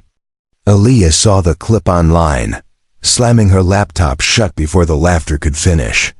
And Maya, alone in her penthouse, poured herself a glass of wine, whispering bitterly, "Hilarious." This was the city's darkest trick, turn trauma into entertainment, and the wound becomes harder to heal. That evening, the three of them found each other again. The park bench had become their unspoken meeting place. Henry was the first to speak. "They're making jokes now, about us, about him." He patted Rex's head. "He's not a joke." Aaliyah's voice was small. "Neither am I," Maya exhaled slowly. "They think mocking us makes us smaller. But it doesn't. It shows they're scared. Laughter's just fear wearing a mask." Henry grunted. "Easy for you to say. You've got a penthouse to hide in. We've got concrete." The words cut, but Maya didn't flinch. She looked him in the eye. "That's why I keep coming back here, because I don't want to hide." Rex wagged his tail, breaking the heavy silence. Aaliyah reached down to scratch behind his ears, and for a moment, the tension cracked. But across the park, cameras flashed. A photographer had been waiting, lenses trained. Tomorrow's headlines would show them together, three unlikely figures on a bench. A child, a soldier, and a CEO, bound by something the city still didn't understand. And while the world spun its stories, they sat in the quiet, sharing the simple truth that being seen was both salvation and curse. The fallout had begun, and the storm was only gathering. The storm didn't take long to show its teeth. By Monday, invitations poured in for Maya talk shows, conferences, charity galas. Every platform wanted a soundbite, a face, a performance. She declined most, but one call she couldn't ignore came from City Hall. The mayor himself wanted a closed-door meeting. When she arrived, the room smelled of cigars and polished wood. The mayor greeted her warmly, his handshake firm. "Ms. Williams, you're quite the phenomenon. A fighter. We could use that energy." She braced herself. Politicians rarely gave compliments without invoices. He leaned in, lowering his voice. "Election season's coming. Housing is hot. I need allies. You could be one. Stand with me, I'll stand with you. Imagine our city leading the nation in reform." Maya's jaw tightened. It sounded noble, but underneath she heard the transaction. She wasn't a partner to him, she was a headline, a fresh coat of paint. For an old wall. I'm not here to polish campaigns, she said evenly. I'm here to fix what's broken, the mayor smiled thinly. Think about it, heroes don't get far without patrons. Meanwhile, Aaliyah's face had been picked up by a local councilman running for re-election. His campaign posters plastered. Across bus stops, a stock photo of smiling children edited to include Aaliyah's viral protest image in the corner. The caption read, "Protecting our future." Aaliyah froze when she saw it on the way to school. Her notebook image, the most personal thing she owned, reduced to decoration for a politician she'd never met, at recess. Her classmates pointed at the poster online, laughing. "Hey, future senator, when's your campaign speech?" She wanted to scream, "That's not me. That's not what I meant." But she swallowed the words. If she shouted, they'd only laugh louder. If she stayed quiet, maybe it would fade. That night, she opened her notebook and wrote in messy, angry letters. They see my picture, not my story. Henry's moment came wrapped in absurdity. A billionaire real estate mogul announced a new initiative for homeless veterans, complete with glossy press releases. To prove his generosity, he staged a media event at a luxury hotel ballroom. Henry was invited, lured with promises of hot food and a bed for the night. When he arrived, he found a buffet too grand to touch and cameras lining the walls. The mogul strutted in, draped in designer silk, and clasped Henry's hand as flashes erupted. "Here's our American hero," the man boomed. "Proof that this city cares." Henry stiffened under the grip. Rex stood at his side, growling low. The mogul ignored the sound, shoving Henry forward for another photo. "Tell them how grateful you are," he whispered through clenched teeth. Henry stared into the lens. A bitter laugh escaped him. "Grateful? You think a photo fixes sleeping in the cold?" Henry looked at her then, really looked, and for the first time his expression softened. "Guess the battlefield's bigger than I thought." Aaliyah hugged her notebook to her chest. "At least you're grown-ups," she whispered. They both turned to her. "At school, they laugh at me. Teachers say I should focus on real work. My mom says I shouldn't get involved. The news calls me a pawn." Her voice cracked, but she kept going. "I write stories so people will see me." But when they finally did, it wasn't me they saw. Just a picture. The words tumbled out, raw and unfiltered. When she finished, silence stretched. Her small shoulders trembled, though she tried to hide it. Without thinking, Maya reached over and touched her hand. "I see you," Henry added, rough but certain. "Me too, kid." Aaliyah blinked hard, fighting tears. For once, she didn't feel the need to. She let them fall. The rain thickened, drumming against the bench. For a while, none of them spoke. They just sat there, an executive about to lose her crown, a veteran with too many ghosts, a child with too many dreams, and a dog who belonged nowhere but with them. And maybe that was the point. Belonging didn't come from the city's approval, or the board's vote, or the media's headlines. It came from being seen, flawed and fragile by each other. But cracks, once revealed, carried danger as well as hope. Henry's confession of despair, Maya's looming downfall, Aaliyah's vulnerability, none of it stayed private for long. Across the park, the same photographer who had shadowed them before lingered again under an umbrella. Lens trained on their faces, click. A tear on Aaliyah's cheek, click. Henry's hand, covering his eyes, click. Maya staring upward as though the rain itself were interrogating her. By morning, the images would spread. The CEO crumbles. The veteran breaks down. The child pawned again. The city devoured weakness as greedily as it mocked strength. But in that moment, before the headlines, before the spin, they didn't know. In that moment, sitting together in the rain, their cracks weren't weaknesses. They were proof they were still alive, still human. still fighting in ways the city could never fully understand. And somewhere deep within each of them, beneath the exhaustion and fear, a quiet truth stirred.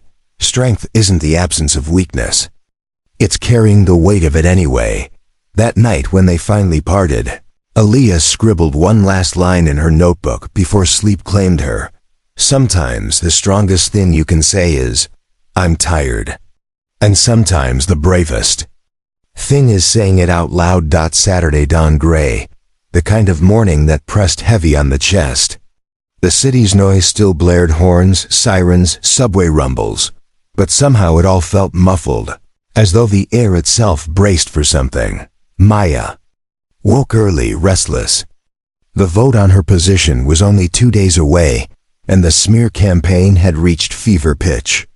Headlines accused her of incompetence. Gossip shows dissected her clothes, her voice, even her smile. She knew the board wanted her gone. But every time she considered stepping back, she saw Henry's face or Aaliyah's tears, or Rex's amber eyes. She couldn't walk away. Not now. So she did something uncharacteristic for a CEO on the brink. She ditched her suit, pulled on jeans and a hoodie, and went to the soup kitchen. Henry was already there, standing in line with Rex. His posture was stiff, his pride wounded from the week's humiliations. When he saw Maya approaching, he bristled. "Lost, princess?" he muttered. "Hungry," Maya replied simply. Henry's eyes narrowed. "Pretty sure you've got better kitchens than this." "Maybe," she said. "But better kitchens don't serve the food that matters." It wasn't charity. It wasn't pity. It was presence. And for reasons Henry couldn't explain, it disarmed him. When they reached the counter, Maya took a tray just like everyone else. She sat beside Henry at the long table, shoulder to shoulder with strangers. For a while, they ate in silence. Then Maya did something even more startling. She reached down and fed a piece of bread to Rex. The dog sniffed, then took it gently, tail wagging. Henry chuckled despite himself. "Careful. You spoil him, he'll follow you home." "Maybe I'd let him," Maya said. For the first time, Henry looked at her not as a symbol or a CEO, but as a woman, tired, human, trying. Something softened inside him. Later that afternoon, Aaliyah found them in the park. She'd been carrying guilt all week, convinced she'd made things worse by speaking out at the hearing. But when she saw them together, Henry leaning easier, Maya laughing softly at Rex's clumsy attempt to chase pigeons, her fear ebbed. She ran over, notebook clutched tight. "I wrote something," she blurted. Maya smiled. "Can we hear it?" Aaliyah hesitated, then opened the book. Her voice wobbled, but grew steadier with each line. "The city has two faces. One that shines, one that hides. But sometimes, if you look close, the faces meet in the middle. And maybe that's where we belong, right in the crack, where the light leaks through." When she finished, silence lingered. Then Henry cleared his throat. "Kid, that's better than anything I've heard in years." Aaliyah flushed, tucking the notebook against her chest. "You really think so?" "I know so," Henry said firmly. Rex barked once, as if seconding the motion. Maya reached over and squeezed Aaliyah's shoulder. "Don't let anyone tell you your words don't matter. They matter more than most." Aaliyah blinked hard, her eyes shimmering. For the first time, she believed them.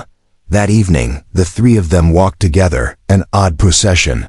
A CEO in a hoodie, a veteran in worn boots, a child with a notebook, and a dog trotting proudly between them. Passers-by stared, some whispering, some sneering. But a few smiled, one woman even stopping to snap a photo. "Guess we look like a family," Henry muttered. Maya laughed softly. "Stranger families have been made." Aaliyah grinned. "If we are, Rex is the dad. He protects everyone." Henry snorted, but when he looked down at Rex, pride flickered in his eyes.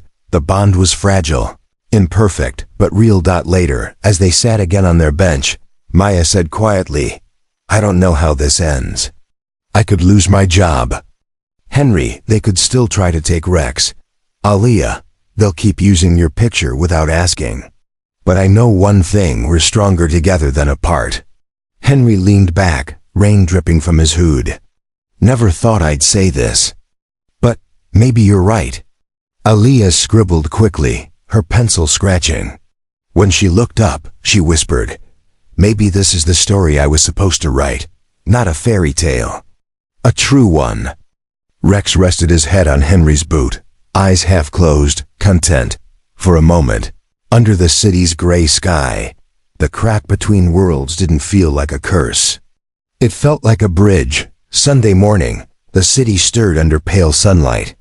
For once, the rain had stopped, though puddles still dotted the sidewalks like fragments of broken glass.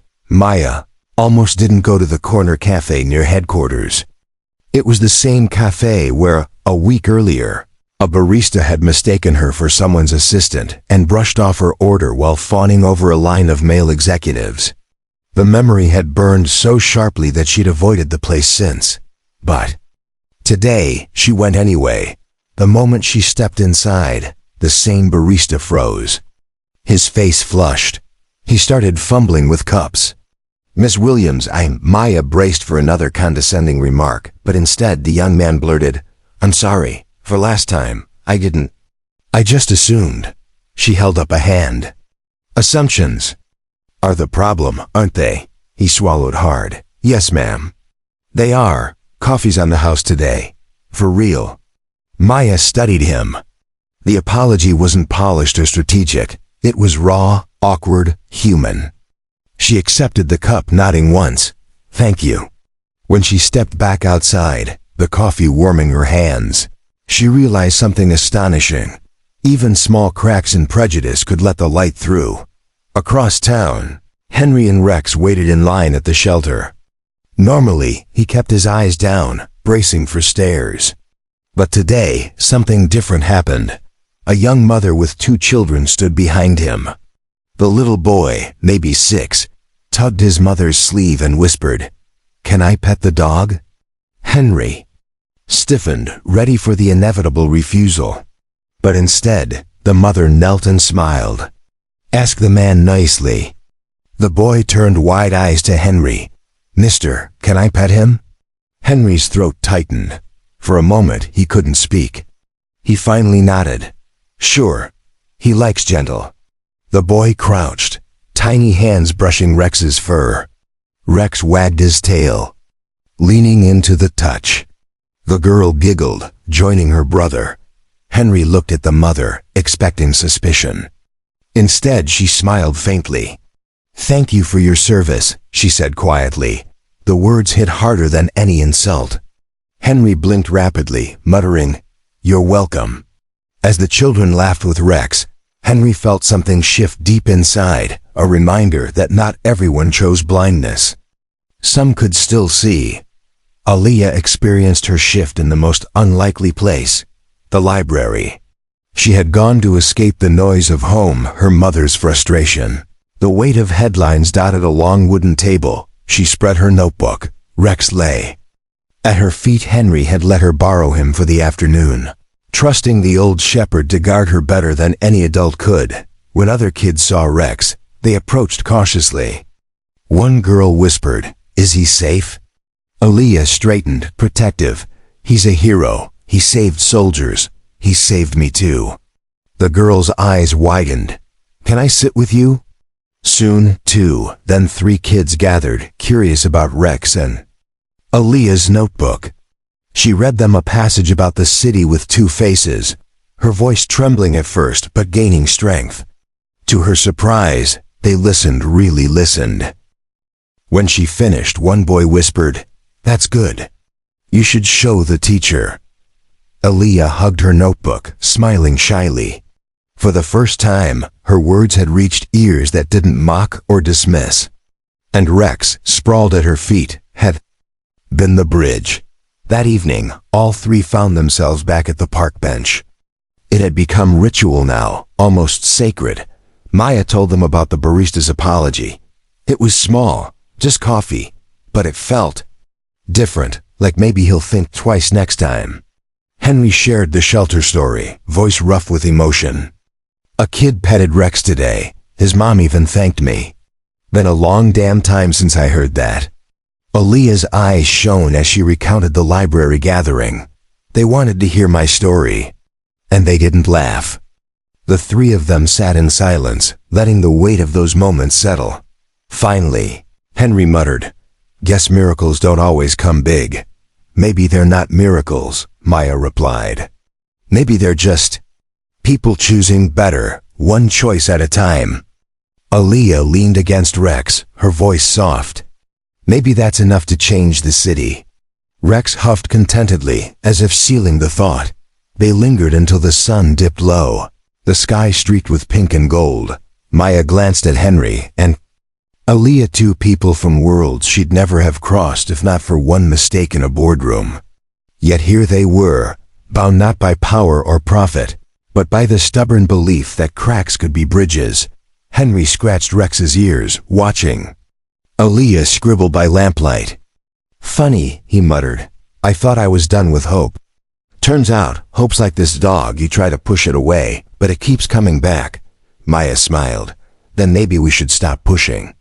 In the fading light, 3 broken lives and one loyal dog felt something fragile, something new. Not just survival. Connection. Monday arrived like a storm. The board's vote on Maya's future loomed that afternoon, and the streets outside headquarters were clogged with protesters, half chanting for her removal, half demanding she stay. Maya tried to steady her breath as she walked through the crowd. Shouts battered her from both sides. "Traitor! Hero! Fire her! Stand tall!" Every step felt like walking a tightrope over fire. Then, a figure stepped into her path. Maya froze. It was the security guard who, weeks earlier, had blocked her from entering the boardroom, mistaking her for a secretary. His face was tight, eyes darting nervously at the cameras nearby. He stepped closer, lowering his voice. "Ms. Williams." "I wanted to say, I'm sorry." Maya blinked, stunned. The guard swallowed hard. "I didn't think. I judged you before you even spoke. I shouldn't have. And if they fire you today, it won't be because you don't belong. It'll be because you scared the hell out of them." For the first time since that humiliating moment, Maya felt the weight lift. It wasn't absolution, but it was acknowledgement. And acknowledgement mattered. "Thank you," she said simply. Meanwhile, Henry and Aaliyah were caught in a different storm across town. After leaving the library, Aaliyah had insisted on showing Henry her favorite shortcut through an alley. But halfway down, a group of men blocked their path, the same hecklers from the park. Well, one sneered. "The TV heroes. Where's your CEO now?" Henry tensed, body coiled like a spring. Rex growled low, teeth bared. "Leave us be," Henry said flatly. But one man lunged, shoving Henry back against the wall. Aaliyah cried out. Before Henry could react, Rex exploded forward, barking, snapping the air with precision. He didn't bite. His training still held. But the force of his presence sent the men stumbling back, curses spilling. "Crazy mutt," one yelled, retreating. "You'll regret this." When they were gone, Henry slumped against the wall, chest heaving. Aaliyah hugged Rex tightly, tears streaming. "You saved us," she whispered. Again. Henry looked at his old partner, pride breaking through his fear. Damn right he did. News of the alley incident spread fast. Someone had filmed it. By noon, the video flooded social media. Rex standing tall, protecting a veteran and a child. Hashtag shifted. The city's attention spun once more. Hashtag Rex the Protector. Hashtag loyalty over fear. For once, the narrative was undeniable.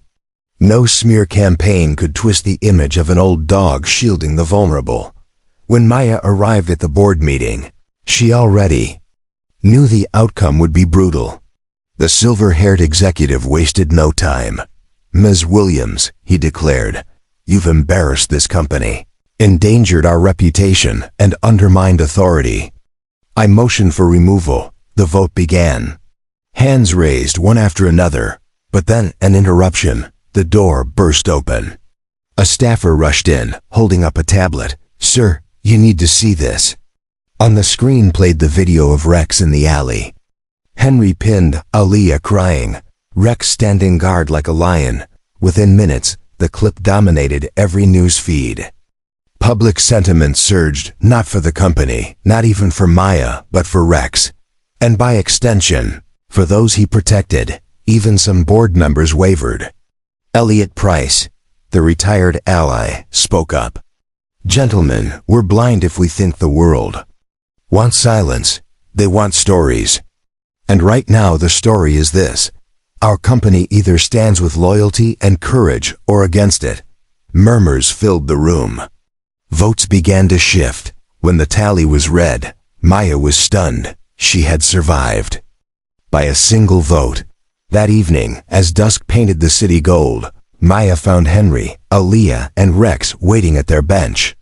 She dropped heavily onto the seat, exhaling. "They tried to bury me," she said, a tired smile tugging her lips. "But your dog just saved my job," Henry chuckled. "He's been saving people longer than you've been in charge." Aaliyah hugged Rex tightly. "He saved me too." Maya reached down, stroking Rex's fur. "Then maybe he's not just yours, Henry. Maybe he belongs to all of us." Henry hesitated, then nodded slowly. "Yeah, maybe he does." The city around them still raged with division. Headlines still twisted. Enemies still lurked. But in that moment, under the glow of street lamps, something felt different. A guard had apologized. Strangers had stepped back. A dog had become a symbol no smear could tarnish. Rex lay between them, head resting on his paws, amber eyes watching the horizon. And for the first time, the crack between worlds didn't feel like a wound. It felt like a bridge. Tuesday morning brought a chill sharper than the air itself. The city seemed restless, traffic snarling louder, headlines spinning faster. Maya awoke to her phone buzzing nonstop. She glanced at the screen and froze. Breaking news. Documents leak suggests CEO Maya Williams shielded company evictions. The article spread like wildfire. Leaked emails appeared to show Maya's signature on eviction approvals from months earlier. Before she became CEO, the smear campaign had found its sharpest blade. By the time she reached headquarters, reporters swarmed the sidewalk. Microphones jabbed like spears. "Did you authorize the evictions? Are you lying to the public? Did you exploit Henry's story for your own gain?" Maya pushed through, her chest tightening. She knew those signatures weren't hers. But the world didn't wait for truth. At the park bench that evening, her composure cracked.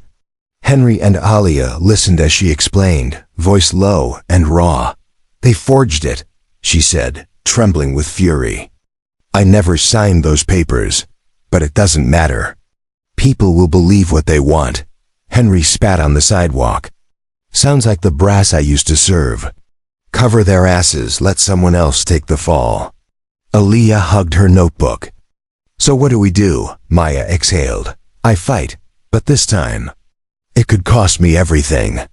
2 days later, a journalist appeared at the shelter, asking for Henry. Not the kind who waved microphones for sound bites, but one with tired eyes and a notebook filled with scribbles. "My name's Claire Donovan," she said. "Independent reporter. I've been following your story. I think May is being set up." Henry narrowed his eyes. "Why tell me?" "Because nobody else will listen," Claire replied. The leak came from inside her board. "They're tying her to the evictions to get her out. If we can prove it, we don't just save her, we expose the whole machine." Henry glanced at Rex, who stared back as if weighing the choice too. Finally, Henry muttered, "Guess it's time I fight again." Aaliyah stumbled onto her own revelation. At school, she overheard 2 teachers whispering near the lounge. "Did you see the campaign ad? They're still using that girl's picture. She's a child. They can't, they already did." The councilman's campaign paid a PR firm tied to Maya's board. Aaliyah's stomach dropped. Her image wasn't just stolen, it was weaponized. Against Maya, against Henry, against everything they'd fought for. That night, she scribbled furiously in her notebook, "They used me like a pawn." But pawns can turn into queens if they keep moving. By Thursday, the three met again, joined now by Claire, the reporter. They huddled at the bench under flickering lamplight. The forged emails trace back to a consulting firm, Claire explained. Guess who owns it? One of Maya's board members. Maya clenched her fists. The silver-haired viper, Henry growled. Figures. Claire nodded. If we can prove it, you don't just survive, you turn the tables. Aaliyah piped up. And they used my picture too. That's proof. I heard the teachers talking. Maya turned to her gently. Aaliyah, if we use that, it puts you in the spotlight even more. Are you sure you want that? The girl's eyes shone, fierce despite her fear. They already took my face. This time, I want to give my voice. Henry studied her, pride glinting in his weary eyes. Kid's braver than most soldiers I knew. But danger lingered. Across the park, two men in suits sat in a car, cameras clicking, watching, recording. Inside headquarters, the silver-haired executive smiled as he read the latest headlines. Maya's approval rating had plummeted. The public believed the forgery. And if she dared fight, he had more evidence ready. The trap was nearly complete, yet in the shadows of betrayal, something stronger stirred. A CEO framed. A veteran tired of being invisible. A child whose story had been stolen. A dog whose loyalty defied every lie. Together, they weren't just fighting for themselves anymore. They were fighting for the truth. And truth, once cornered, closets. Way out. The next night, the city felt heavier than usual, its towers looming like watchmen. Henry and Claire sat across from each other in the dim back room of the shelter. Aaliyah curled nearby with her notebook. Rex lay stretched at their feet, ears twitching at every sound. Claire flipped through a folder of documents, her voice low. The consulting firm that leaked the emails is a shell. No staff, no office. But the money trail is clear. It runs straight to one man, Silverhair, Henry muttered. Claire nodded. He's orchestrating the smear. If we can find the original eviction orders signed before Maya took office, we prove the forgery. Where are they? Henry asked. Claire hesitated. Locked in company servers, deep. I can't hack it from outside. Aaliyah looked up. Then we go inside. Henry barked a laugh. Kid, that's not a playground. But Aaliyah's eyes were sharp. They already used me once. Let me help fight back. Claire leaned back, considering. Maybe not her. But you, Henry. No one looks twice at a janitor. Or a homeless vet wandering the lobby. Henry frowned. Been invisible my whole life. Guess it's time I use it. Meanwhile, Maya was drowning in her own battlefield. She marched into the executive floor, demanding a private meeting with the silver-haired board member. His office smelled of leather and power, walls lined with framed deals. You wanted me. Out, Maya said flatly. He smiled, leaning back in his chair. It's nothing personal, just business. You forged my signature. Prove it. His smile widened. Until then, the city believes me. And soon, so will the board. Maya's nails dug into her palms. Why? Because you don't belong, he said simply. You're a child playing CEO. You embarrassed us, made us kneel to mobs in the street. That's not how power works. He leaned forward, voice like venom. Power doesn't apologize, it consumes. Maya forced herself to meet his gaze. Then maybe it's time power learned to choke. She left before he could reply, but her heart pounded. She was outnumbered. Unless Claire and Henry found proof, she was finished. The plan took shape 2 days later. Claire provided Henry with a uniform navy coveralls, a battered cap, Looks enough like janitorial, she whispered. Henry tugged it on, muttering, "Last time I wore a uniform, it meant something. Tonight it means survival," Claire replied. Aaliyah insisted. "I'm coming," clutching her notebook like a talisman. "I can watch the lobby. If anyone comes, I'll warn you." Henry wanted to protest, but her determination silenced him. Rex would stay with her, a guardian at her side. That evening, they slipped into the tower. The lobby buzzed with executives, assistants, security guards, but no one looked twice at a man in coveralls pushing a mop bucket. Henry moved with careful ease, Claire guiding him via earpiece. Second floor, records room, badge access only. When he reached the door, Henry exhaled. "And what if the badge don't open?" "It will," Claire replied. "We borrowed one." The badge beeped green. The lock clicked. Inside, rows of cabinets and servers hummed in sterile light. Henry's pulse quickened. "Bottom drawer, cabinet 12, Claire instructed. "Eviction files from last quarter." Henry knelt, yanked it open. Stacks of folders lay inside. He flipped frantically until he found them. Eviction orders dated months before Maya's appointment. Different signature, same project. "Got it," he whispered. But just as he slipped the files into his coveralls, a voice barked behind him. "Hey! What the hell are you doing?" A security guard loomed in the doorway, hand already on his radio. Downstairs, Aaliyah stiffened as Rex growled. She spotted the guard on the second floor landing through the glass. Panic surged. Without thinking, she dashed to the desk. "Excuse me, sir. There's a man outside yelling he left his wallet. He's really mad." The receptionist cursed and rushed out, drawing another guard with him. The commotion distracted the second-floor officer just long enough for Henry to slip past, files hidden. When Henry reached the lobby, sweat drenched his back. Aaliyah grabbed his sleeve, whispering, "Go." They burst into the night, Rex bounding beside them. Later, back at the shelter, Henry dropped the files on the table. Claire scanned them, eyes wide. This is it. Proof. The evictions were authorized. Months before Maya's term, the forgery falls apart. Henry sagged into a chair, Rex's head in his lap. "Glad to be useful for once." Aaliyah beamed, though her hands shook. "We did it." Claire nodded grimly. "Not yet. But we have a weapon. Now we need the courage to use it." Meanwhile, in his office, the silver-haired executive poured himself a drink, confident Maya's days were numbered. He didn't yet know the ground beneath him had cracked. And when truth cracks through lies, it doesn't whisper. It roars. Friday afternoon, the grand ballroom of the Hilton buzzed with reporters. The board had orchestrated a press conference to end Maya's career once and for all. Rows of cameras lined the room, lenses hungry. Maya sat at the head table, the silver-haired executive looming beside her, his smile carved like stone. A reporter's voice rang out.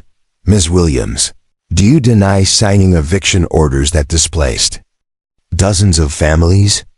Before Maya could answer, the executive slid a folder across the table. "We've obtained copies," he said smoothly. Her signature, her authority. Flashes exploded. Gasps rippled. Maya clenched her jaw. "Those signatures are forged." "I never signed those documents." The executive's smile widened. "That's quite an accusation against your own company." Murmurs spread like wildfire. Reporters whispered, fingers flying across keyboards. The trap was closing. Then, a commotion near the back doors. Henry pushed through the crowd. Still in his coveralls, Rex at his side.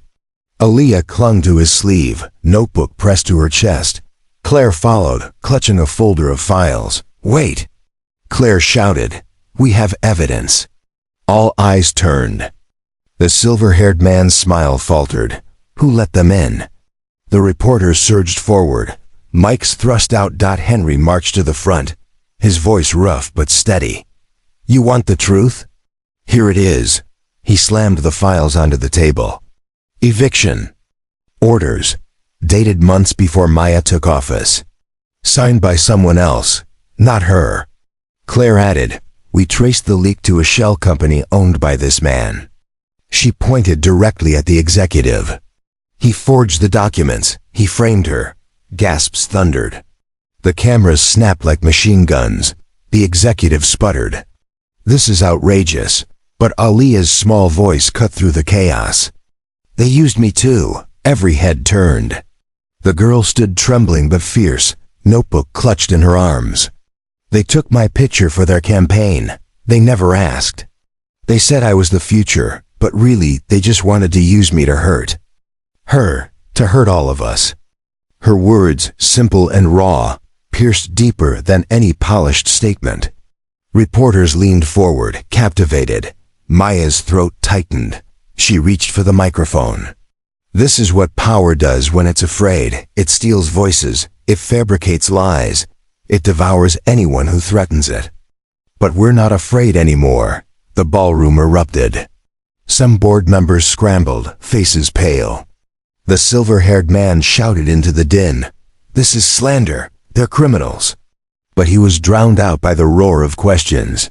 "Did you forge the documents? Are you behind the shell company? Will you resign?" Security guards rushed forward, but Rex barked sharply, his body stiff as a wall between the trio and the men closing in. The crowd laughed nervously, unold. Dog defending truth against polished suits. In that moment, Rex wasn't just Henry's companion. He was a symbol, his loyalty impossible to fake. By the time the press conference collapsed into chaos, the narrative had already shifted. News alerts flooded phones. Whistleblower exposes forgery in Williams' case. Homeless veteran and child testify against corporate deceit. Rex the dog steals. Spotlight as protector of truth. The board's carefully laid trap had shattered in the blaze of cameras. Afterward, outside the hotel, the four of them huddled near the curb, still. Breathless. Henry muttered, "Well, that was one hell of a mess." Aliya hugged Rex tightly, burying her face in his fur. "We won, right?" Claire adjusted her glasses. "Not yet. But the tide's turned. The truth is out there now. They can't bury it." Maya looked at them. Henry, exhausted but unbroken. Aliya, trembling but proud. Rex, panting but steady. She swallowed hard, her voice thick. "I couldn't have done it without you." Henry gave a half smile. "Guess sometimes it takes a soldier, a kid, and a dog to save a CEO." Maya laughed, the sound shaking with relief. "Or maybe it takes all of us to save the city." They stood together as the crowd swirled, flashes still popping, chants still echoing.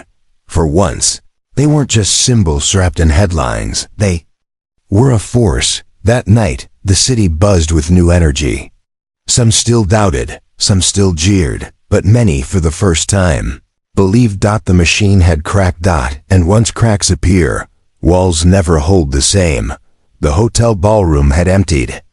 But the storm only thickened. Claire spread the recovered files across the bench in the shelter's back room. Henry leaned over, squinting under the flickering bulb. Aliya clutched Rex, who sprawled protectively at her side. Maya stood near the window, staring at the city. Lights as if they were interrogation lamps. "These," Claire said, tapping the documents, "are more than eviction orders. They're maps, entire blocks marked for clearance. Not just the Bronx, Queens, Harlem, even parts of Brooklyn." Henry frowned. "Clearance for what?" Claire slid another sheet forward. "Architectural renderings. Towers of glass and steel, gleaming over neighborhoods now reduced to gray outlines." At the bottom of each page, in small print, was the company's logo. Maya's stomach turned. Luxury developments, condos, offices. Claire nodded grimly. Funded with city subsidies.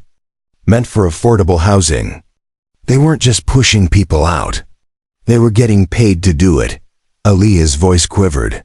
That's where my grandma lives. They want to erase us."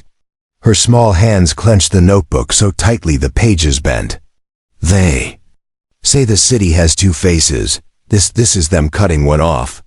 Henry slammed a fist against the table, the sound echoing. "So that's it. We fought wars overseas, but the real war is here. Against people too poor to fight back." Maya sank into a chair, the weight of betrayal pressing down. "And they pinned it on me. Used me as the shield while they gutted the city," Claire added. "And it wasn't just the board. These plans have signatures from city officials, the mayor's office, council members. It's not one man. It's the whole damn machine." The words landed like shrapnel, silence stretched. Only Rex's steady breathing filled the room. Finally Henry muttered, "So what now? You take this public, they bury you deeper. They'll call it fake, or worse." Maya rubbed her temples. "If we stay quiet, they keep winning. If we speak, they try to destroy us." Aaliyah looked up, eyes blazing despite her tears. "Then we speak louder." The room stilled. She opened her notebook, flipping to the page she'd written the night before. "Pawns can turn into queens if they keep moving." She held it out, her small hands shaking but sure. "They think I'm a pawn, so let me be the queen." Henry stared at her, awe creeping through his exhaustion. "Kid's braver than half the generals I knew." Claire whispered, almost to herself, "Sometimes it takes innocence to cut through corruption." Maya rose, her voice regaining steel. "If we go public with this, it can't be in bits and pieces. We need everything: documents, witnesses, stories. And we need the people. Not polished press, not boardrooms. The people they tried to erase." Henry gave a grim nod. "Then we bring them in. Veterans, families, anyone who's been shoved aside." Claire added, "We'll need protection too. They won't take this lightly. Once this hits, it's war." Rex barked once, sharp and certain, as if declaring his readiness. Later that night, as they left the shelter, Maya glanced at Henry and Aaliyah walking side by side, Rex between them. They looked small against the looming towers, but their shadows stretched long across the wet pavement, merging into one. She whispered, more to herself than anyone, "Maybe this is bigger than saving my job. Maybe it's about saving the soul of the city." Henry grunted. "Then we'd better armor up, because the soul's about to fight back." By dawn, word had already begun to leak, rumors of documents, whispers of deeper corruption. The city buzzed with unease as though it sensed a reckoning, and in the highest offices, behind closed doors, the powerful gathered, their voices sharp with fear. "They've seen too much. Shut it down, whatever it takes." The machine was stirring, teeth bared, but outside, in the cracks of the city it had tried to erase, 3 unlikely allies and 1 old dog had lit a fuse that could no longer be snuffed out. The truth wasn't just coming. It was roaring. By sunrise, the city's headlines screamed with new intensity. "Conspiracy alleged. Leaked files suggest widespread corruption. Maya Williams at center of explosive scandal. Are evictions just the tip of the iceberg?" For once, it wasn't just about Maya. The files Claire and Henry uncovered had cracked open something larger: names of council members, construction firms, even charities tied to the scheme. But with exposure came retaliation. That morning, Henry was jolted awake by Rex's growl. He blinked to find 2 men in dark coats standing at the edge of the alley where he slept. "Double quotes, Mr. Collins," one said smoothly. "We'd like a word." Henry sat up slowly, Rex's teeth bared. "If you're selling salvation, I'm not buying," the man smirked. "We're not missionaries, we're problem solvers. And right now, you're a problem." The second man held out a wad of bills. "Walk away. Say you forged the files yourself. Take the blame, disappear. You'll be comfortable. Dog included." Henry stared at the money, his stomach knotting. For a heartbeat, he imagined warmth, food, safety for Rex. But the thought curdled quickly. He spat on the ground. "You think loyalty's for sale? Not mine, not his." Rex barked sharply, lunging forward just enough to make the men step back. Their smiles hardened. "You'll regret this, soldier," one hissed. Then they vanished into the morning crowd. Henry sagged against the wall, chest heaving. "They're coming for us, boy." At school, Aaliyah faced her own backlash. Her teacher pulled her aside after class, face tight. "You need to stop this nonsense, Aaliyah. Politics isn't for children." Aaliyah clenched her fists. "But they're lying about us, about my neighborhood, about Maya." The teacher's tone softened, but her words cut deeper. "I'm saying this because I care. If you keep speaking out, you'll ruin your future. No colleges, no scholarships. Do you understand?" The choice pressed heavy. Silence meant safety. Speaking meant sacrifice. When Aaliyah sat alone at lunch, staring at her notebook, she wrote, "They tell me to stay quiet for tomorrow. But if tomorrow never comes, what's the point?" Maya, meanwhile, walked into a nightmare at headquarters. Security guards flanked the entrance. Reporters swarmed, and inside, the board seethed. "You've destroyed us," one barked. "Investors are fleeing," another shouted. The silver-haired executive leaned forward, his voice a dagger. "Step down now, or we bury you with the rest of the wreckage." Maya's pulse thundered, but she forced steel into her voice. "You think you can scare me? You forged documents, stole homes, ruined lives. You belong in prison." The man smiled coldly. "You don't understand, do you? If we go down, we take the whole city with us. Politicians, donors, police. You'll be crushed under the rubble." Maya held his gaze. "Maybe rubble is where new things grow." His hand slammed the table. "Then you've chosen war." That evening, the three of them, Maya, Henry, and Aaliyah, met with Claire in the park. For once, Rex seemed restless, pacing in circles, as if he sensed the danger closing in. "They offered me money," Henry admitted, voice heavy. "Enough to vanish. Said to blame it all on me." Maya stiffened. "And?" Henry scoffed. "I told them to shove it." Aaliyah whispered, "They told me to shut up too. Said I'd ruin my future." Maya looked at both of them, her throat tight. "They're trying to break us apart, one by one." Claire spread the files across the bench. "We can't let them. The full story goes public tomorrow. I'll publish everything, names, dates, deals. Once it's out, it can't be buried." Henry frowned. "And what happens to us?" "They'll come harder." Claire's eyes were steady. "Yes, but this is bigger than us now." A siren wailed in the distance. Aaliyah pressed closer to Rex, burying her face in his fur. "Are we going to be okay?" she asked softly. Henry didn't answer. Maya crouched down, meeting her gaze. "I don't know. But I promise you this, we won't be silent. Not anymore." Rex nudged Aaliyah's hand, tail thumping lightly, as if to say he agreed. Across the city, behind glass towers and guarded doors, the powerful conspired. Phones buzzed, deals whispered, threats sharpened. "Shut down the reporter. Discredit the girl. Make the soldier disappear. And as for Maya, finish what we started." The machine was grinding its gears, preparing to crush them. But this time, the city was watching, and the city had seen an old dog bark back at giants, a little girl speak louder than politicians, a broken soldier refuse to sell his loyalty, and a CEO defy her own throne. The backlash was coming, and so was the reckoning. The night before, Claire's article was set to publish. The city felt like it was holding its breath. Maya paced her apartment, blinds drawn tight. Her phone buzzed constantly with unknown numbers, threats, bribes, warnings. "Step down now. Think of your family. One accident and the dog disappears." She gripped the phone until her knuckles whitened, then hurled it across the room. It shattered. Against the wall, she whispered to herself, "How much am I willing to lose?" At the shelter, Henry was asking himself the same question.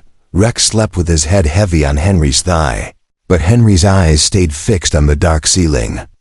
The envelope of cash the men had offered lay hidden in his duffel. He hadn't touched it, but its presence gnawed at him. He thought of warm beds, full meals, doctors for his nightmares. For Rex, a home where no one questioned if he belonged.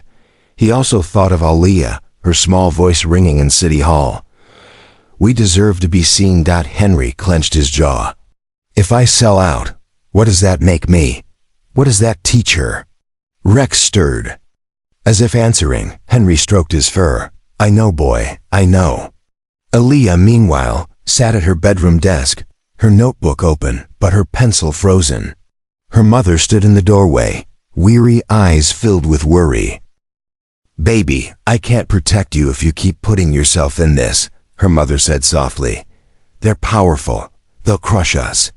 Aaliyah's throat burned. "But if I stay quiet, they win. And they'll crush us anyway."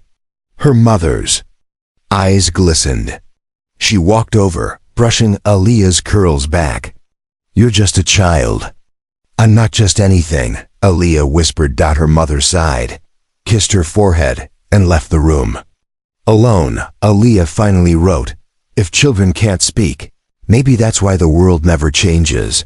The next morning, they gathered at the park bench. Maya, Henry, Aaliyah, Claire, and Rex. The city around them bustled, oblivious to the storm brewing. Claire laid out the choice. "I publish today. Once it's out, there's no going back. You'll all be targets. They'll smear you harder, maybe worse." Henry crossed his arms. "And if we don't?" "Then the machine wins," Claire said simply. "The truth dies here." Silence hung heavy. Maya spoke first. "I've already lost their respect. If I back down now, I lose myself." Henry shook his head. "You don't know what they'll do." "Yes," Maya said firmly, "I do, and I'll face it anyway." Aaliyah looked from one to the other, her small hands clutching her notebook. "I'm scared. But I want people to hear me. Not a picture, not a poster. Me."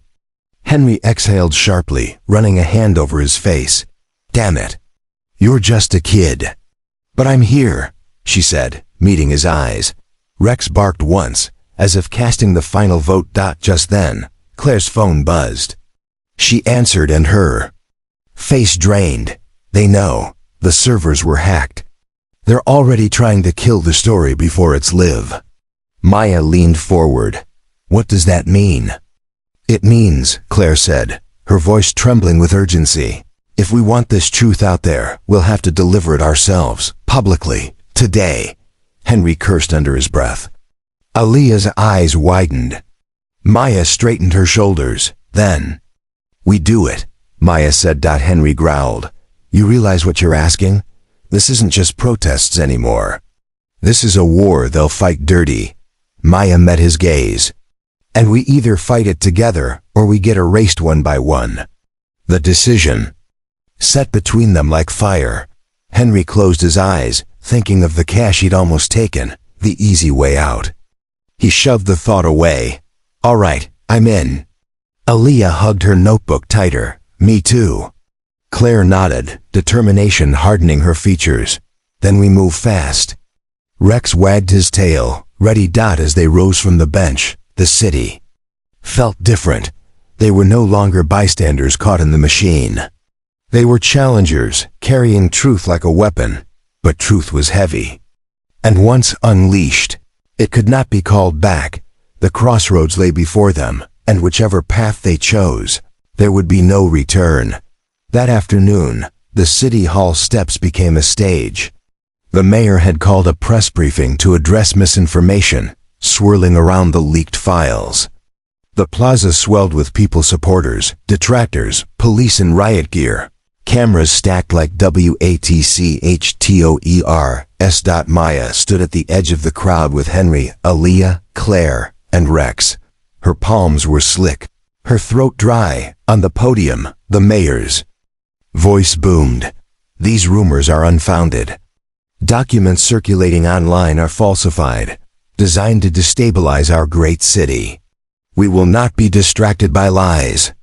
The crowd erupted, some cheering, others booing. The silver-haired executive stood just behind the mayor, his smile smooth as marble. His eyes found Maya across the sea of faces. He raised a hand slightly, as if to say, "It's over." "Stay silent," Henry muttered. "They're painting us as liars." Claire hissed, "If we don't speak now, the truth dies here." Maya's heart pounded. Cameras panned across the crowd. She imagined what would happen if she stepped forward. Smears, arrests, maybe worse. Then she looked at Henry, his haunted eyes. Rex pressed steady against his leg. At Aaliyah, clutching her notebook, trembling but unbroken. At Claire, jaw set, ready to risk her career. Maya took a breath and pushed forward. Gasps rippled as she climbed the steps. A police officer moved to block her, but Henry followed, his voice like gravel. "She's got something to say." The officer hesitated, then Rex barked, sharp and commanding, freezing the moment. The crowd leaned in. The officer stepped aside. Maya took the microphone from the mayor's hands. He tried to snatch it back, but she turned her body, facing the crowd. "The cameras. My name is Maya Williams," she said, voice steady despite the quake in her chest. "And I will not be silent." The plaza still. She lifted the files Claire had given her. "These are not lies. They are your neighborhoods, your homes, your families. Eviction orders signed before I ever took office, covered up by men who profit from your suffering." She turned, pointing at the executive. "Men like him." The crowd roared shock, fury, disbelief. The executive shouted, "Slander! Arrest!" But Maya pressed on. "They tried to use me as their shield. They forged my name. They stole a child's image." She motioned to Aaliyah, who had climbed the steps beside her, notebook clutched to her chest. "And they called it progress." Aaliyah's voice cracked as she shouted into the microphone, "We deserve to be seen." Her words pierced the chaos. People in the crowd repeated them, first in murmurs, then in chants. "We deserve to be seen. We deserve to be seen." Henry stepped forward next, his voice booming raw. "I fought for this country. My brothers died for it. And when I came home, they left me on the street. They tried to buy my silence, but loyalty isn't for sale, not mine, not his." He gestured to Rex, who stood tall, eyes blazing amber. Chants grew louder, filling the plaza, spilling into the streets. "We deserve to be seen." The mayor shouted into a second microphone, "These people are agitators. Do not believe them." But the crowd was no longer listening. Reporters shoved forward, cameras zoomed. Live streams blasted the moment into every corner of the city. Claire snapped photo after photo, Maya holding the files. Henry with Rex at his side. Aaliyah's notebook raised like a flag. It wasn't polished. It wasn't scripted. It was raw, trembling, real. And the city felt it.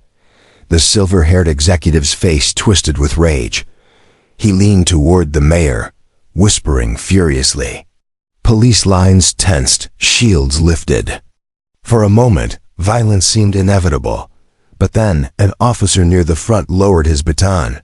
A second followed. The crack in the machine widened as others hesitated, uncertain, because they too had heard the words, "We deserve to be seen." Maya's voice cut through the chants, rising above.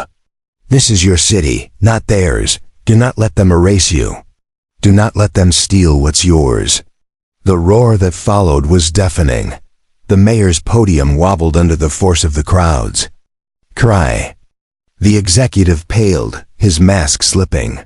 For the first time, he looked less like a king and more like a man afraid. As the plaza shook with chants, Rex barked once, sharp and proud, sealing the moment. And for a fleeting instant, under the blaze of cameras and the roar of voices, the balance of power shifted.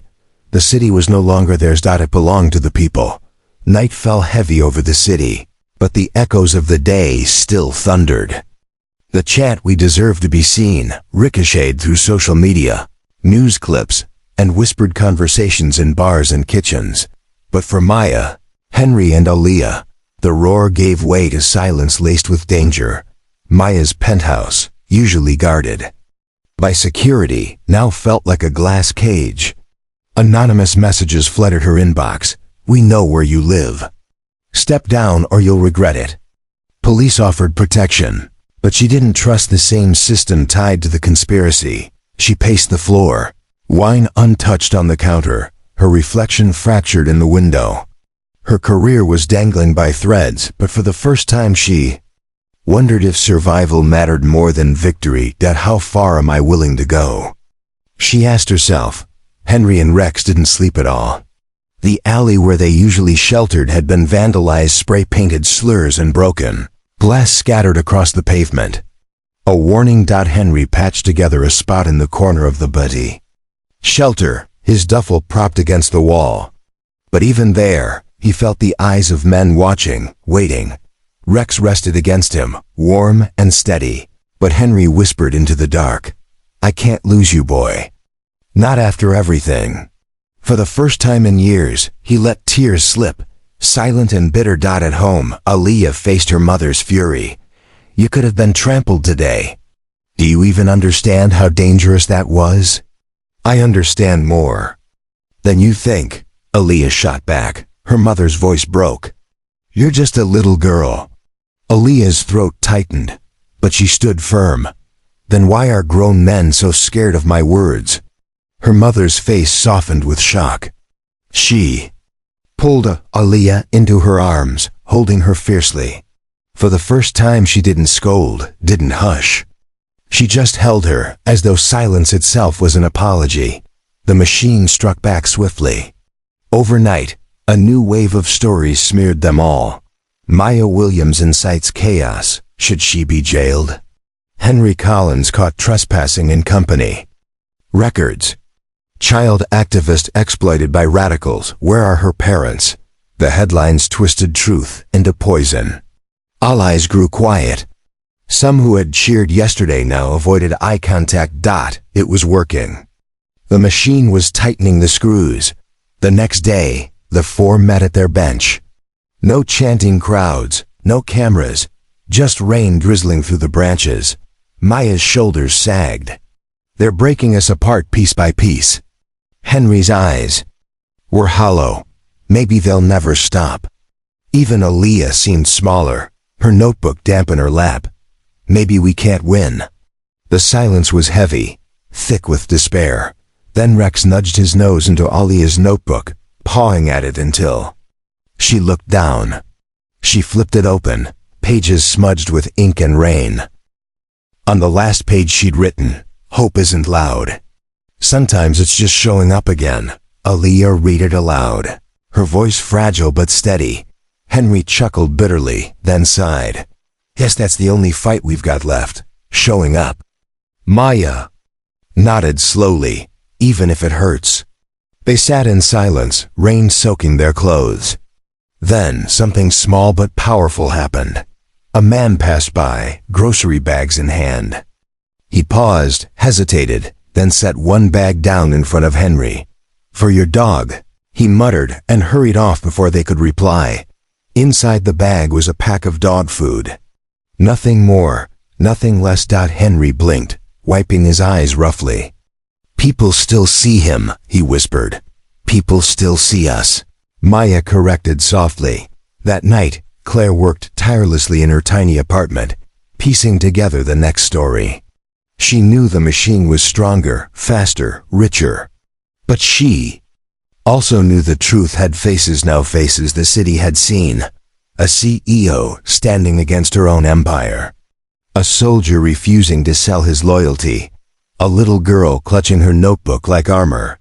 A dog too old to fight, but unwilling to yield. And sometimes, she thought, faces were stronger than towers. The storm hadn't passed. Retaliation would grow harsher. Safety was a memory. But in the smallest gestures, a barista's apology, a child's words, a stranger's bag of dog food, they found proof that the machine wasn't invincible. The reckoning had begun, and though the night was dark, there were sparks flickering in its cracks. When the full files came to light, The machine of power had nowhere left to hide.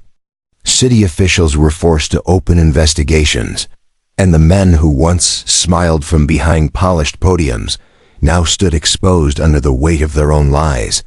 Maya kept her position, but more importantly, she wasn't fighting alone anymore. Henry finally received a small apartment and official rights to keep Rex by his side. And Aliyah, her notebook in hand, was invited to read her stories at the city library. For the first time, she wasn't dismissed as a kid making noise, but recognized as a voice worth hearing. They didn't change the whole world overnight, but they planted something. And that seed, loyalty, courage, the simple demand to be seen, would grow beyond glass towers and into every corner of a city still hungry for justice. As Maya watched Aliyah reading, Henry nodding with pride, and Rex resting peacefully at their feet, she realized something simple and true. Justice begins the moment we refuse to stay silent. If this story moved you, don't forget to subscribe. Every click isn't just support for the channel, it's another small voice added to a bigger fight.